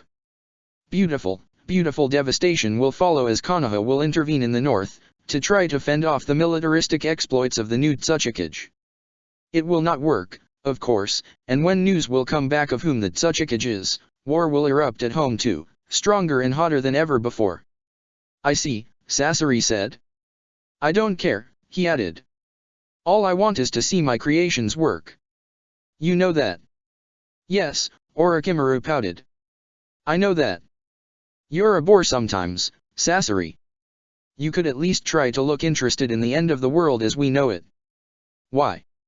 Sasori replied, inclining his head to the side. My puppets will go down in history forever, as those who ended history itself. When you put it that way, Orochimaru replied, I knew there was a reason I liked you, Sasori. You're as mad as me, sometimes. You have no idea, his voice filled with thick sarcasm, how much that makes me happy to hear, Orochimaru. Orochimaru chuckled. I wonder. He tapped the map with his long fingers. How long are you going to make me wait, my beautiful bomb? Tick, tock, he whispered, his face close to the map. Blow up, my little bomb, he slowly rubbed the piece of the map in question. Blow up. The piece of map that enthralled him so much was a small, compact plot of land, the name written upon it revealing the most important characteristic of the land. The moon-shaped form. Kabuto Yakushi. Kabuto Yakushi looked out from the window of one of the richest casinos within the country. The people outside were smiling and drunkenly walking the street, their money-filled purses and wallets ready to be emptied, while he remained silently inside the office of the casino's director. The land of the moon was a rich country. It had also been peaceful for a long time. All of that had changed, but it was up to debate in which direction the wind was now blowing. The old king was gone, and the new one, if possible, was even more depraved than the old one. At least the old king had a heart of sorts and acted like a child. Yet Orochimaru loved to make deals with wicked men, because they were always so obvious and always followed through the same order of things before things turned sour. You just needed to know when you had overstayed your welcome, and when it was time to deliver a kunai to the ribs in return for the dagger poising to strike. Yakushi-sama, a beautiful woman, with raven hair and a bright smile, cooed from the bed. Will you not come to bed? There were benefits in being Orochimaru's right-hand man. He didn't like the pleasures of the flesh, but as long as it made Shibetaba what sort of name was that complacent, then it was fine. It was then that he saw a flicker, far off the sea. It rose up like a snake of fire, before disappearing as quickly as it had appeared. Has the time already run its course? Has the sand finished dripping down the hourglass? Kabuto asked, smiling softly as he brought his glasses back to the top of his nose's bridge.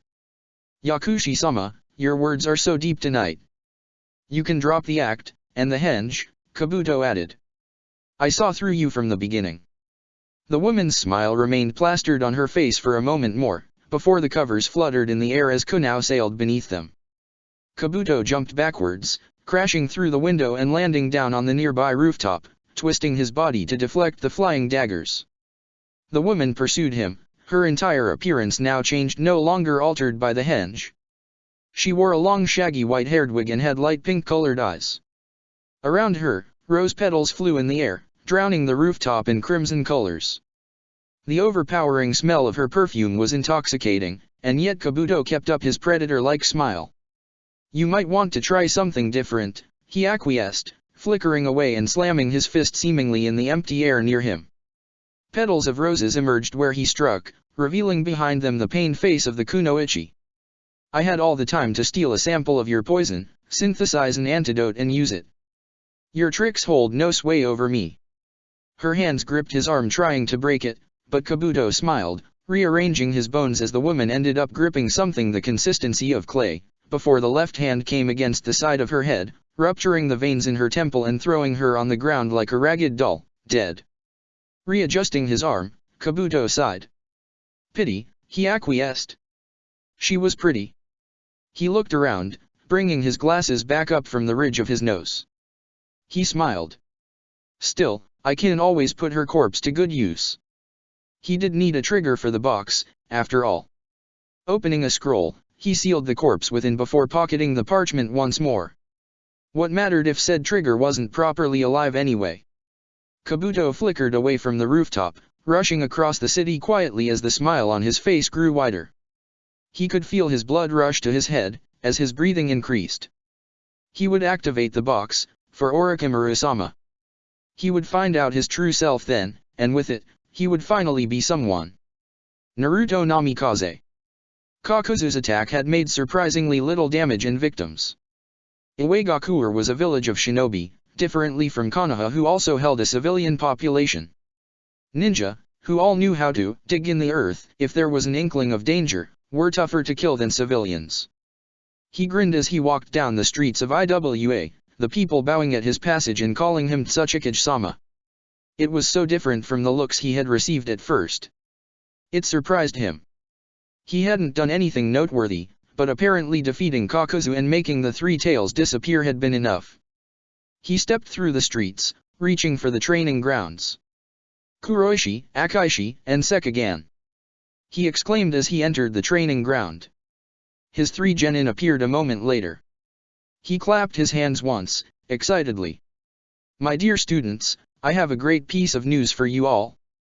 The trio of genin from Iwa looked at him with doubt in their eyes. I know you feel hurt we didn't spend much time together, Naruto continued, but I am going to rectify this. The trio had a bad feeling. We're going to broker peace dealings between Kumo and Kiri, without both sides knowing it. Naruto's smile intensified as the trio looked at their teacher in dread. I just got great news on what both sides want after all, and for that, I need some escorts to the Land of Iron to call for yet another cage meeting. You're mad. Kuroishi blurted out. Oh no, Naruto's smile looked positively wicked, making all 3 shudder. I'm just a man with a vision, that's all. And now, he knew of Pain's greed too. Finally, his enemy had a desire, and he wasn't the only one. He would exploit them all, from the first to the very last. The sage, the toads, the prophecy, he had to save the world or destroy it, but which of the 2 options actually meant happiness for those he cherished? To save a rotten world, did that make him a hero? To tear apart and destroy the shinobi system, bringing forth peace in its stead, did that make him a monster, a demon, and an instrument of destruction? Sometimes, things needed destruction, in order for other things to grow. A ground had to burn, for the weeds to leave. He looked up to the bright sky and for once, he dared to hope. He would end this. He would end everything. He was the only one who could, after all. Chapter 60, The Spark Burning the Gunpowder. The thick forest borders between Kumigakure and Konohagakure had crimson dirt for soil now, as battles and skirmishes waged between the 2 sides incessantly. The corpses hung from the trees by their entrails, more times than not savagely beaten to a pulp to discourage further infiltrations or butchered to shock the would-be attackers. A group of Kumigakure infiltrators had just made it past the usual patrols of Konoha shinobi, when they had stumbled upon her. They had thought it a legend, unfortunately, it was the truth. I can hear you, a girl's voice sang in the thick of the trees. I can smell you. There was a girlish giggle. The Kumo shinobi tensed. I can sense you. The voice sang gently. I can see you. They remained silent. There was no way someone could break through the hiding technique they all had mastered. It was flawless. No sound, no air, no smell, nothing escaped it. Are you here, my little praise? The voice mocked them, there was no other reason for it. The voice wasn't real, just a genjutsu to scare them out. A bush shuddered near their positions. They didn't move. 5 grown-up shinobi of Cloud refused to move. Are you here, my little praise? Are you here? Come on out and play. I just want to play. The voice was shrill, like a child's. I want to play, it whined. Oh, are we playing already? Hide and seek? Yes, this is hide and seek, the giggle grew. Are you good boys, or bad boys? The sound of lips licked came too close for their tastes. It was as if the ninja was just next to them, whispering in their ears. One of them drew his breath. There was a gurgle. The rest of the group dispersed. Don't run away. I just want to play. The voice screamed after them, after their backs, as one of the grown-up shinobi of Cloud screamed in fear as a kunai struck him through the back, poking all the way out of his chest, before bending his ribs backwards. The last thing he saw was of green eyes and mottled green and pink hair, smiling down on him. The second shinobi rushed for the trees, but his neck caught upon a wire and his head rolled without the rest of his body afterwards, the blood spraying the trunks and the leaves. The third ninja cracked the ground with a technique, trying to escape by digging. A meter later, and he uncovered a bundle of explosive tags primed to detonate. The explosion came out dull, without much of a bang. Yet, the ground seeped through blood. One little piglet went to the market, the girlish voice saying. And then I butchered him. The voice screamed as the fourth ninja shrieked, his entrails suddenly ripped out of his stomach by wicked-looking hooks, made of thin transparent glass. And the fifth little piglet. Sakura saying, I did something to him, didn't I? She grinned as she slowly prowled down from the topmost branch, slowly curling her hand near the cheek of the shinobi held firmly still by 2 tigers, who had the man's arms in their maws. You mad bitch! The Kumo shinobi screamed. Shhh, Sakura said, bringing an index to the man's lips. I want to know where your main forces are, my little darling, she grinned. And if you won't tell me, she took out a pair of rusty scissors, I'll find out. Are you familiar with Eeny Meeny Miny Mo? Catch a tiger by the toe. The man began to sweat. If it roars, let it go, Sakura continued, gripping on one of the man's legs. Eeny Meeny Miny Mo. The man screamed as scissors cut through one of his toes, while the trashing just made the firm grip of the tiger's teeth harder. I'll tell you nothing. I'm a shinobi of Kumo and I'll tell you nothing.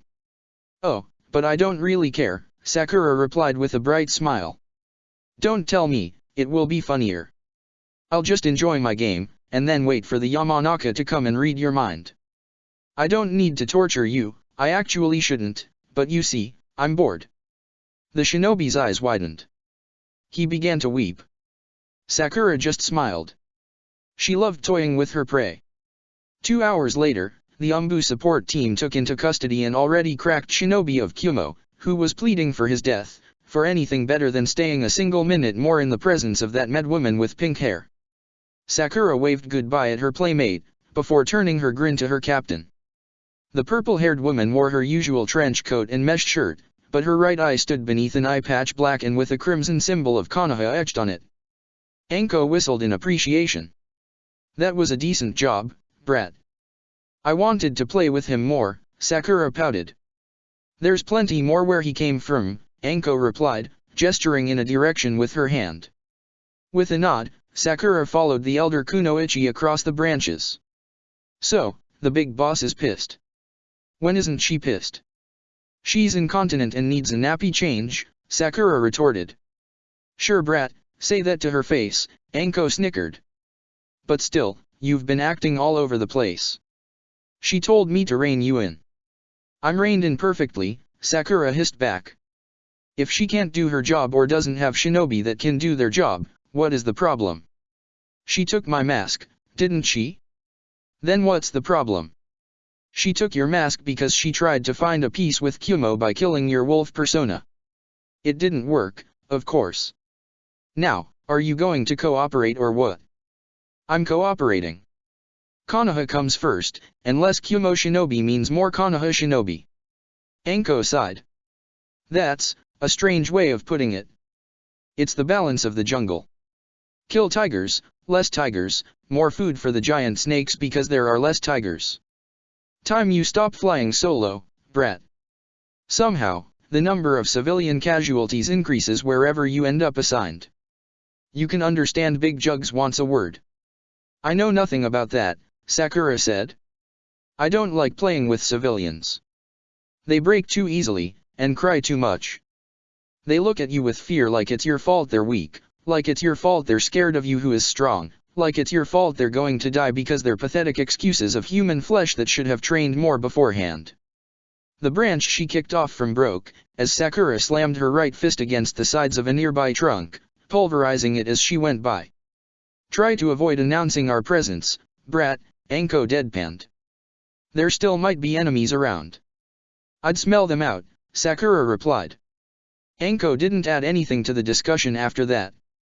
The advanced outpost at the border with Kumo was bustling with activity, its green and brown mottled walls and leaf coverings hid it from sight in the middle of a light outcrop of trees. There were a few tents and a couple of tables, as well as a dozen of shinobi standing guard. Wolf reporting in, Sakura replied, waving cheerfully at the gate guard. Add 5 to my count, Bird-chan. She added next, giving the middle finger to a bird-masked operative, who gave back a stiff nod and moved to a chalkboard near him.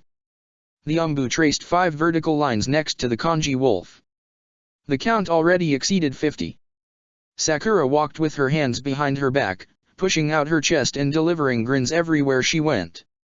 Shouldn't you have a mask on, brat? Anko asked. I don't need to hide my ugly face like you, Cyclops. Ouch, I prefer being called captain, makes me feel all pirate. Why? Bitch sounds better. Sure, Anko rolled her eye. At least I'm living the good life. What about you? Still have webs down there? It's none of your business, Sakura hissed out, moving a lock of her hair behind her right ear. They stepped inside a tent, where the Hokage was growling loud curses in the direction of a map of the elemental countries. I don't have the fucking time to do this, Tsunade muttered.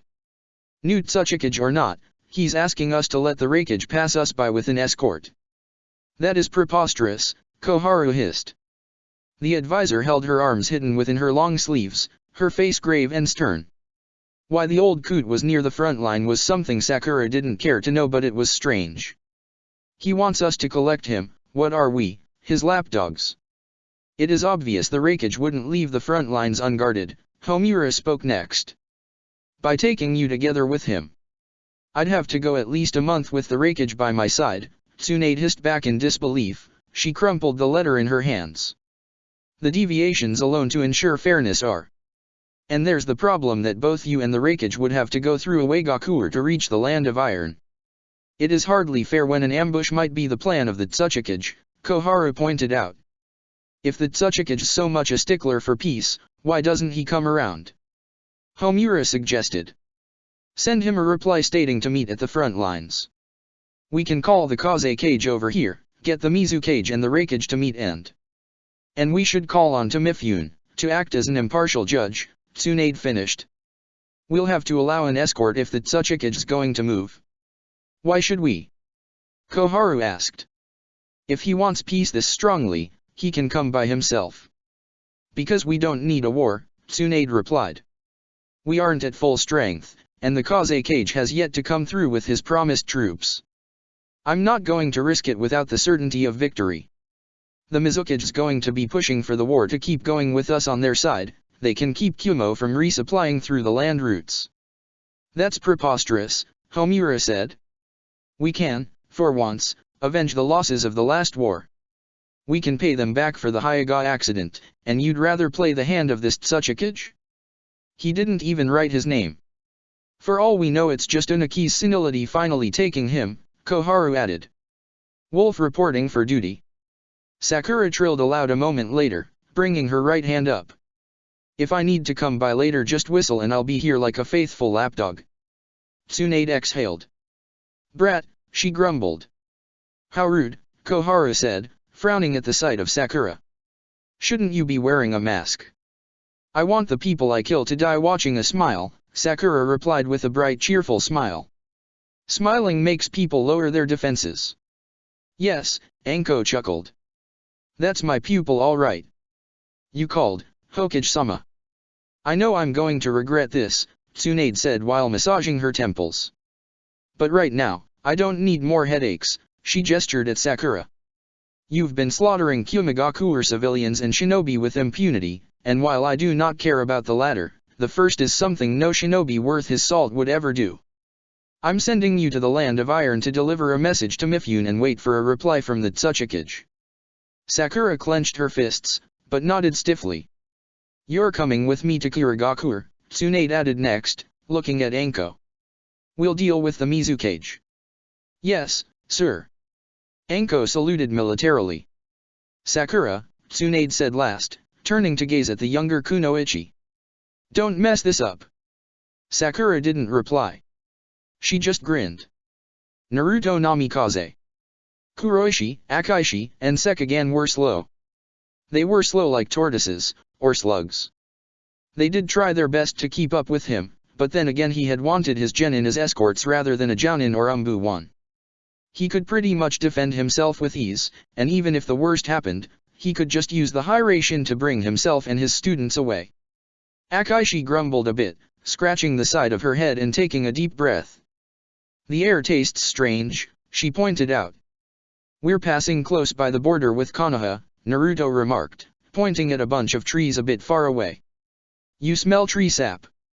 It's a common tracking technique. If you trespass the border and get stuck with some of it, there isn't an Inyazuka who won't find you. Is it safe? Asked Kuroishi, his voice soft. What if they ambush us? They won't, Naruto replied. I sent them a letter, and they sent one back. Mifune will be waiting for us at the border with Iron and a Konoha shinobi, and then we'll pass by together through the Land of Fire. I don't like it, Kuroishi said again. Why do we have to go through the Land of Fire? Couldn't we take a detour by sea?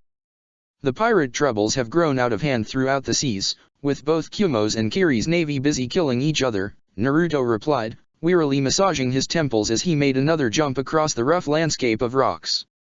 And Mifune will guarantee for us all. I'm taking you little genin because I'm sure they won't object to 3 itsy bitsy tiny genin who aren't as bad as big menacing jounin or umbu. Fantastic, Sekigane stated. The bitter sarcasm in his voice met a hummed agreement of Naruto. Exactly! Exclaimed the Tsuchikage. But don't worry, don't think I chose you 3 because as genin, even if captured you don't know many secrets of Uegakure, Naruto grinned. I didn't choose you for that reason. Really? Kuroishi asked. That's how I sold the idea to Unaki, Naruto said, nodding sagely. I'm pretty sure he wouldn't have been fine with it otherwise. Still, don't you worry, they won't capture you, and if they try, I'll be there to stop them.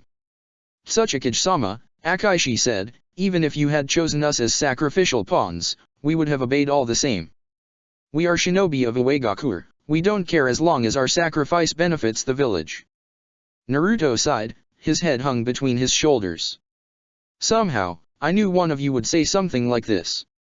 He shook his head. Do you know what the problem is with noble sacrifices?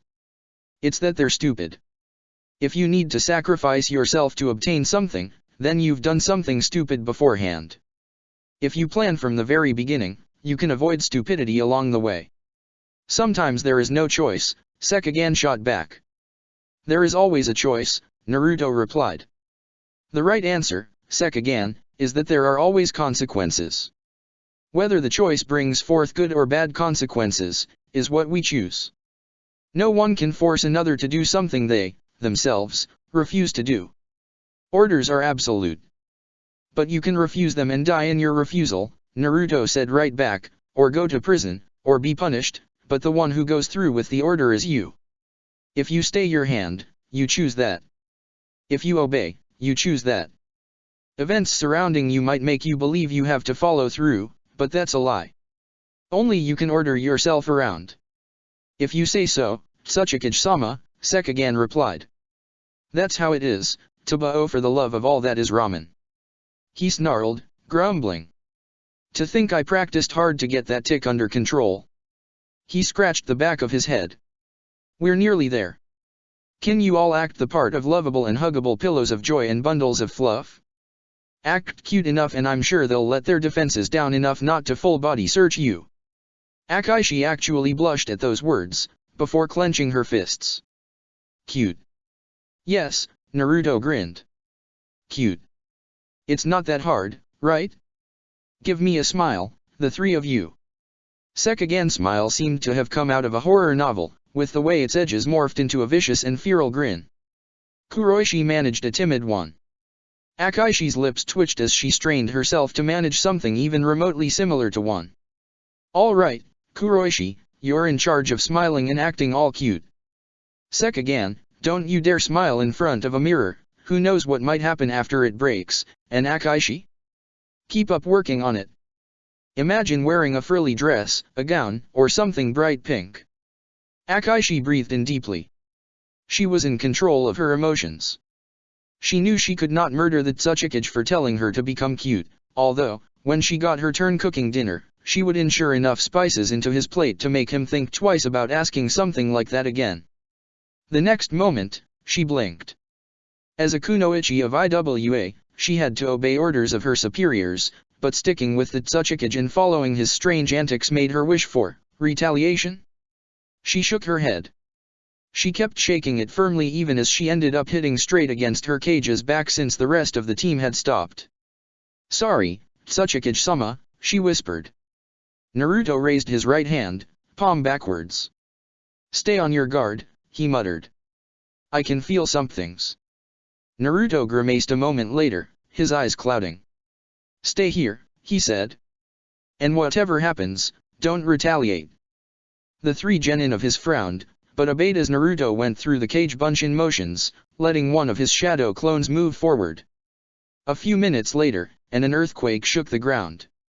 It lasted only a second, but Naruto winced. Naruto! A snarling voice filled with anger and grief howled as a pink blur charged towards them. Naruto sidestepped the first blow, bringing up his right hand to parry a lateral strike. Sakura's kick came up for his face next, the girl using her hands on the ground to increase the strength of her leg blows. He tightly gripped onto it, blocking her. His mantle flapped in the wind as Sakura screamed incoherently, twisting her body to an impossible degree and forcing Naruto to let her go or break her leg. Sakura flipped backwards, her right hand crunching the ground as she flexed her legs readying for another charge. She bit her left thumb, slamming it on the ground.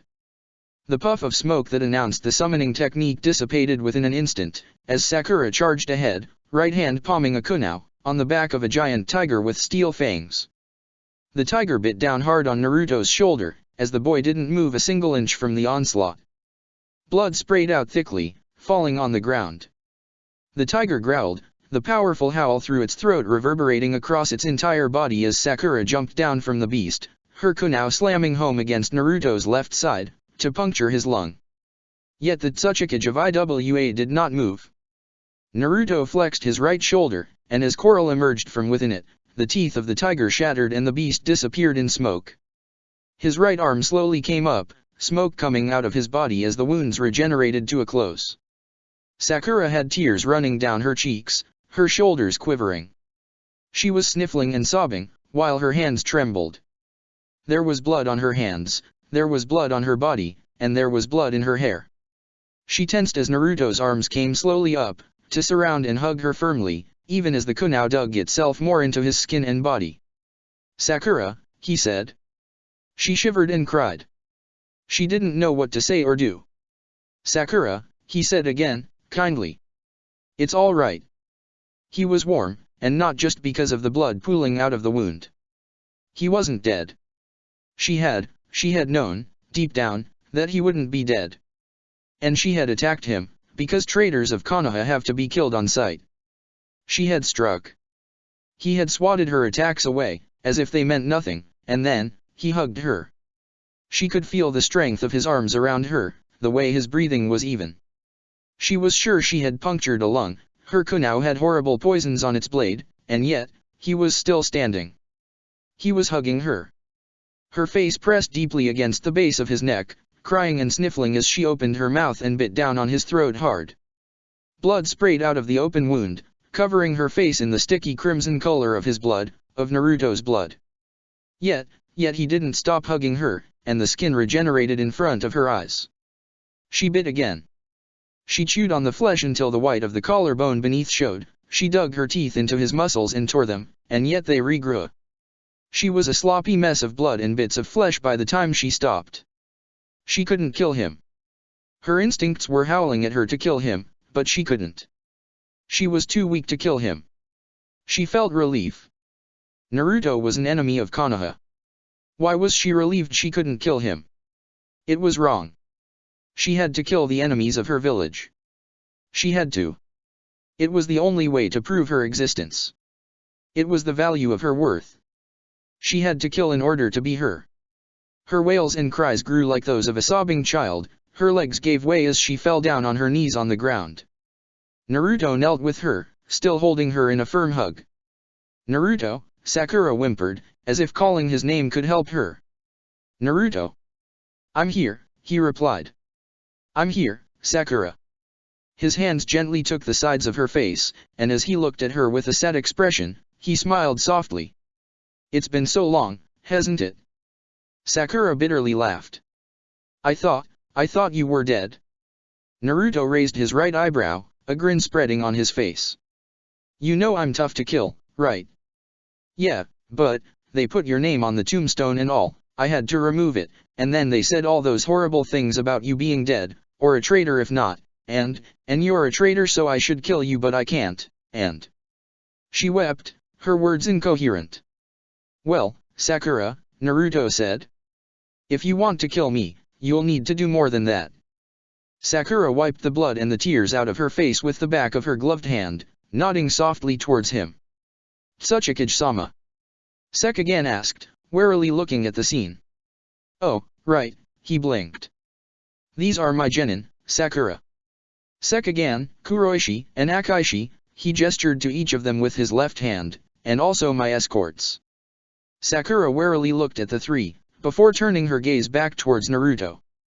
You have a lot of things to explain. And I promise I will, maybe, one day, Naruto replied. He brought his left index finger up to shut Sakura's lips, but not today, Sakura. We should head back to Mifune, Sakura said softly. I kind of left him there. Naruto chuckled. Sakura's hair was not only bright pink and dark green now, but also mottled with the red of his drying blood. Still, he took a sniff of it, inhaling its scent deeply. Sakura blushed, before stabbing a senbon needle into his kidney. Naruto coughed, as the needle emerged from his skin a moment later, the wound closing behind it. Sorry, Sakura said sheepishly. Something tells me it's going to be a habit of yours from now on, Naruto muttered, shaking his head. Kabuto Yakushi. The blood pooled through the streets of the burning town. The great beast of the box devoured and feasted upon the screaming people as if they were candy, killing them all and leaving none behind. It was an instrument of death and destruction. It was a perfect machine. Maybe, it was even stronger than the one planned by his master. He didn't know. A raspy chuckle made him narrow his eyes, coming from a voice he strained to recognize. He turned his head briefly, and then smiled back. Orochimaru-sama. This is perfect, Orochimaru acquiesced. Truly perfect, he added, taking in the screams of pain and fear of the villagers, trying to escape. They stood on a nearby hill, overlooking the capital of the Land of the Moon. I used a Edo Tensei body to start the box of ultimate bliss, Orochimaru-sama, Kabuto said. I can close it from anywhere I wish, as long as I end the technique. Orochimaru's eyes glinted with approval. It's been so long, he remarked. How have you been, Kabuto? Kabuto bristled, his right hand's fingers drumming against the side of his jacket. I have been well, Orochimaru-sama. I am glad, Orochimaru replied with a knowing nod. What's the problem, then? Are we not going to reclaim the Uchiha's biological material? You are worried about this, still. Orochimaru raised his right eyebrow, an amused expression on his face. In the background, a building crumbled to the ground lifting clouds of dust and fire. Yes, Orochimaru-sama, Kabuto said. Don't worry, Orochimaru replied. He didn't say another word. Kabuto waited. As quietly as he had arrived, Orochimaru left. Orochimaru-sama. Kabuto asked to the empty air. There was a heartbeat of silence. Orochimaru-sama? What am I supposed to do now? There was no reply. Orochimaru-sama. The wind blew softly, carrying the thick smell of ashes and charred meat to his nostrils. Orochimaru-sama. What now? He hadn't received new orders. He hadn't been told anything. What did he have to do now? Was there anything else? Something in his orders he had missed? No, he had done as asked, hadn't he? He had freed the creature from the box at the last possible, and that had been all. He was without orders. For the first time in a long while, he was without orders from Orochimaru. It scared him. His skin filled with goosebumps as he slowly looked around like a lost child. Did he have to end the technique now? Did he have to keep it up? There was a twirling noise in the thin air. Orochimaru reappeared from nothingness with a calm look. I nearly forgot, he said, and Kabuto's breathing evened out. Of course, he was still useful to Orochimaru-sama. Of course, Orochimaru-sama would give him orders so that he could be himself, rather than a mere something with no. The sword stuck through his heart. The Kusanagi blade tore him neatly in half. Kabuto's eyes widened in fear and surprise, as his upper half fell on the ground. Blood spewed from the wound, his legs still standing upright from the ease of the cut. I'm doing you a favor, Orochimaru said softly. Trust me on this, Kabuto. Orochimaru smiled. But, the technique. Kabuto coughed. Exactly, Kabuto, Orochimaru nodded, as a snake slowly emerged from his right sleeve. I cannot risk the technique being interrupted, blocked, disrupted or otherwise halted. You will have to die. His sword cut through Kabuto's limbs the next moment, as the man looked up to the night sky with his eyes glazing over from the blood loss. Trying to heal his wounds would mean nothing now, Orochimaru would simply cut him up again, and again. Orochimaru-sama. He whispered. Who am I? That is an interesting question, Orochimaru replied calmly, watching as his snake began to devour whole Kabuto's body. You are a human being. You have a heart, a chakra system, organs and muscles, bones and soft innards, you have a soul, you have intelligence that goes beyond that of normal animals, but in the end, you are who you wish to be. Who am I, then? Kabuto croaked. Who am I? Kabuto, my dear student, Orochimaru knelt next to the dying boy and gently scratched his head. The Sunin was smiling as he spoke. The answer to that question is obvious, isn't it? What you did up until this moment, what you thought until now, what you said, and created, and killed, and everything else that surrounded you, that nurtured you and grew you, they are all you. You aren't just a name or a tool. You are yourself. You are a product of circumstances, and a result of actions beyond your comprehension, but it doesn't matter any longer. Why doesn't it matter? In death, all become nothingness. Kabuto's eyes turned pale just as the snake's fangs reached his neck, and soon, within the next minutes, the giant snake, the stomach deformed by his meal, already engulfed his body. Orochimaru stood up once more, and gazed at the creature of the box of ultimate bliss. Now, you're eternal, he remarked, watching it move further and further away from the village. Go on then, he smiled. Destroy this world. Tear it asunder. Go south, while my armies go north. Rip and destroy everything. Take asunder all that stands in your way. He turned to leave. And when you're done, he finished. What will you do, I wonder? When no life remains, when nothing that needs destruction remains, what will you do? What use is a weapon with no one to wield it and no one to use against? He stepped through the twirling of the Kamui. A useless weapon, rusts. Satoru's giant sphere struck cleanly the overlooking hill where Orochimaru and Kabuto had been a moment before, wiping it out of the map as the black feathered puppet of the box took the skies, roaring and screaming in search for more prey. Mifune. Shinobi were strange. He always knew that. He even had proof more times than not about their strangeness, but he actually didn't think it was a common shinobi salute to try to kill each other at first sight. Apparently, it was the way that Tsuchikage and the Konoha emissary spent the time. Mostly the latter trying to kill the former and the former being nigh immune to any damage thrown at him. He wasn't the only one shocked and appalled by it if the Tsuchikage escort was of any indication. The samurai contingent that followed them for safety purposes and to ensure a diplomatic escort were all trained soldiers, dedicated to the way of the samurai, and even they broke protocol every now and then to wince at the sheer sight of some of the means of death executed. The Tsuchikage was a monster. There was no other way to explain how he could survive all of that and keep on smiling. Still, over time, the attacks became less and less, and when they finally reached the place to hold the diplomatic meeting, it was the Hokage's turn to welcome the Tsuchikage by trying to murder him. Mifune just sighed. Shinobi were strange.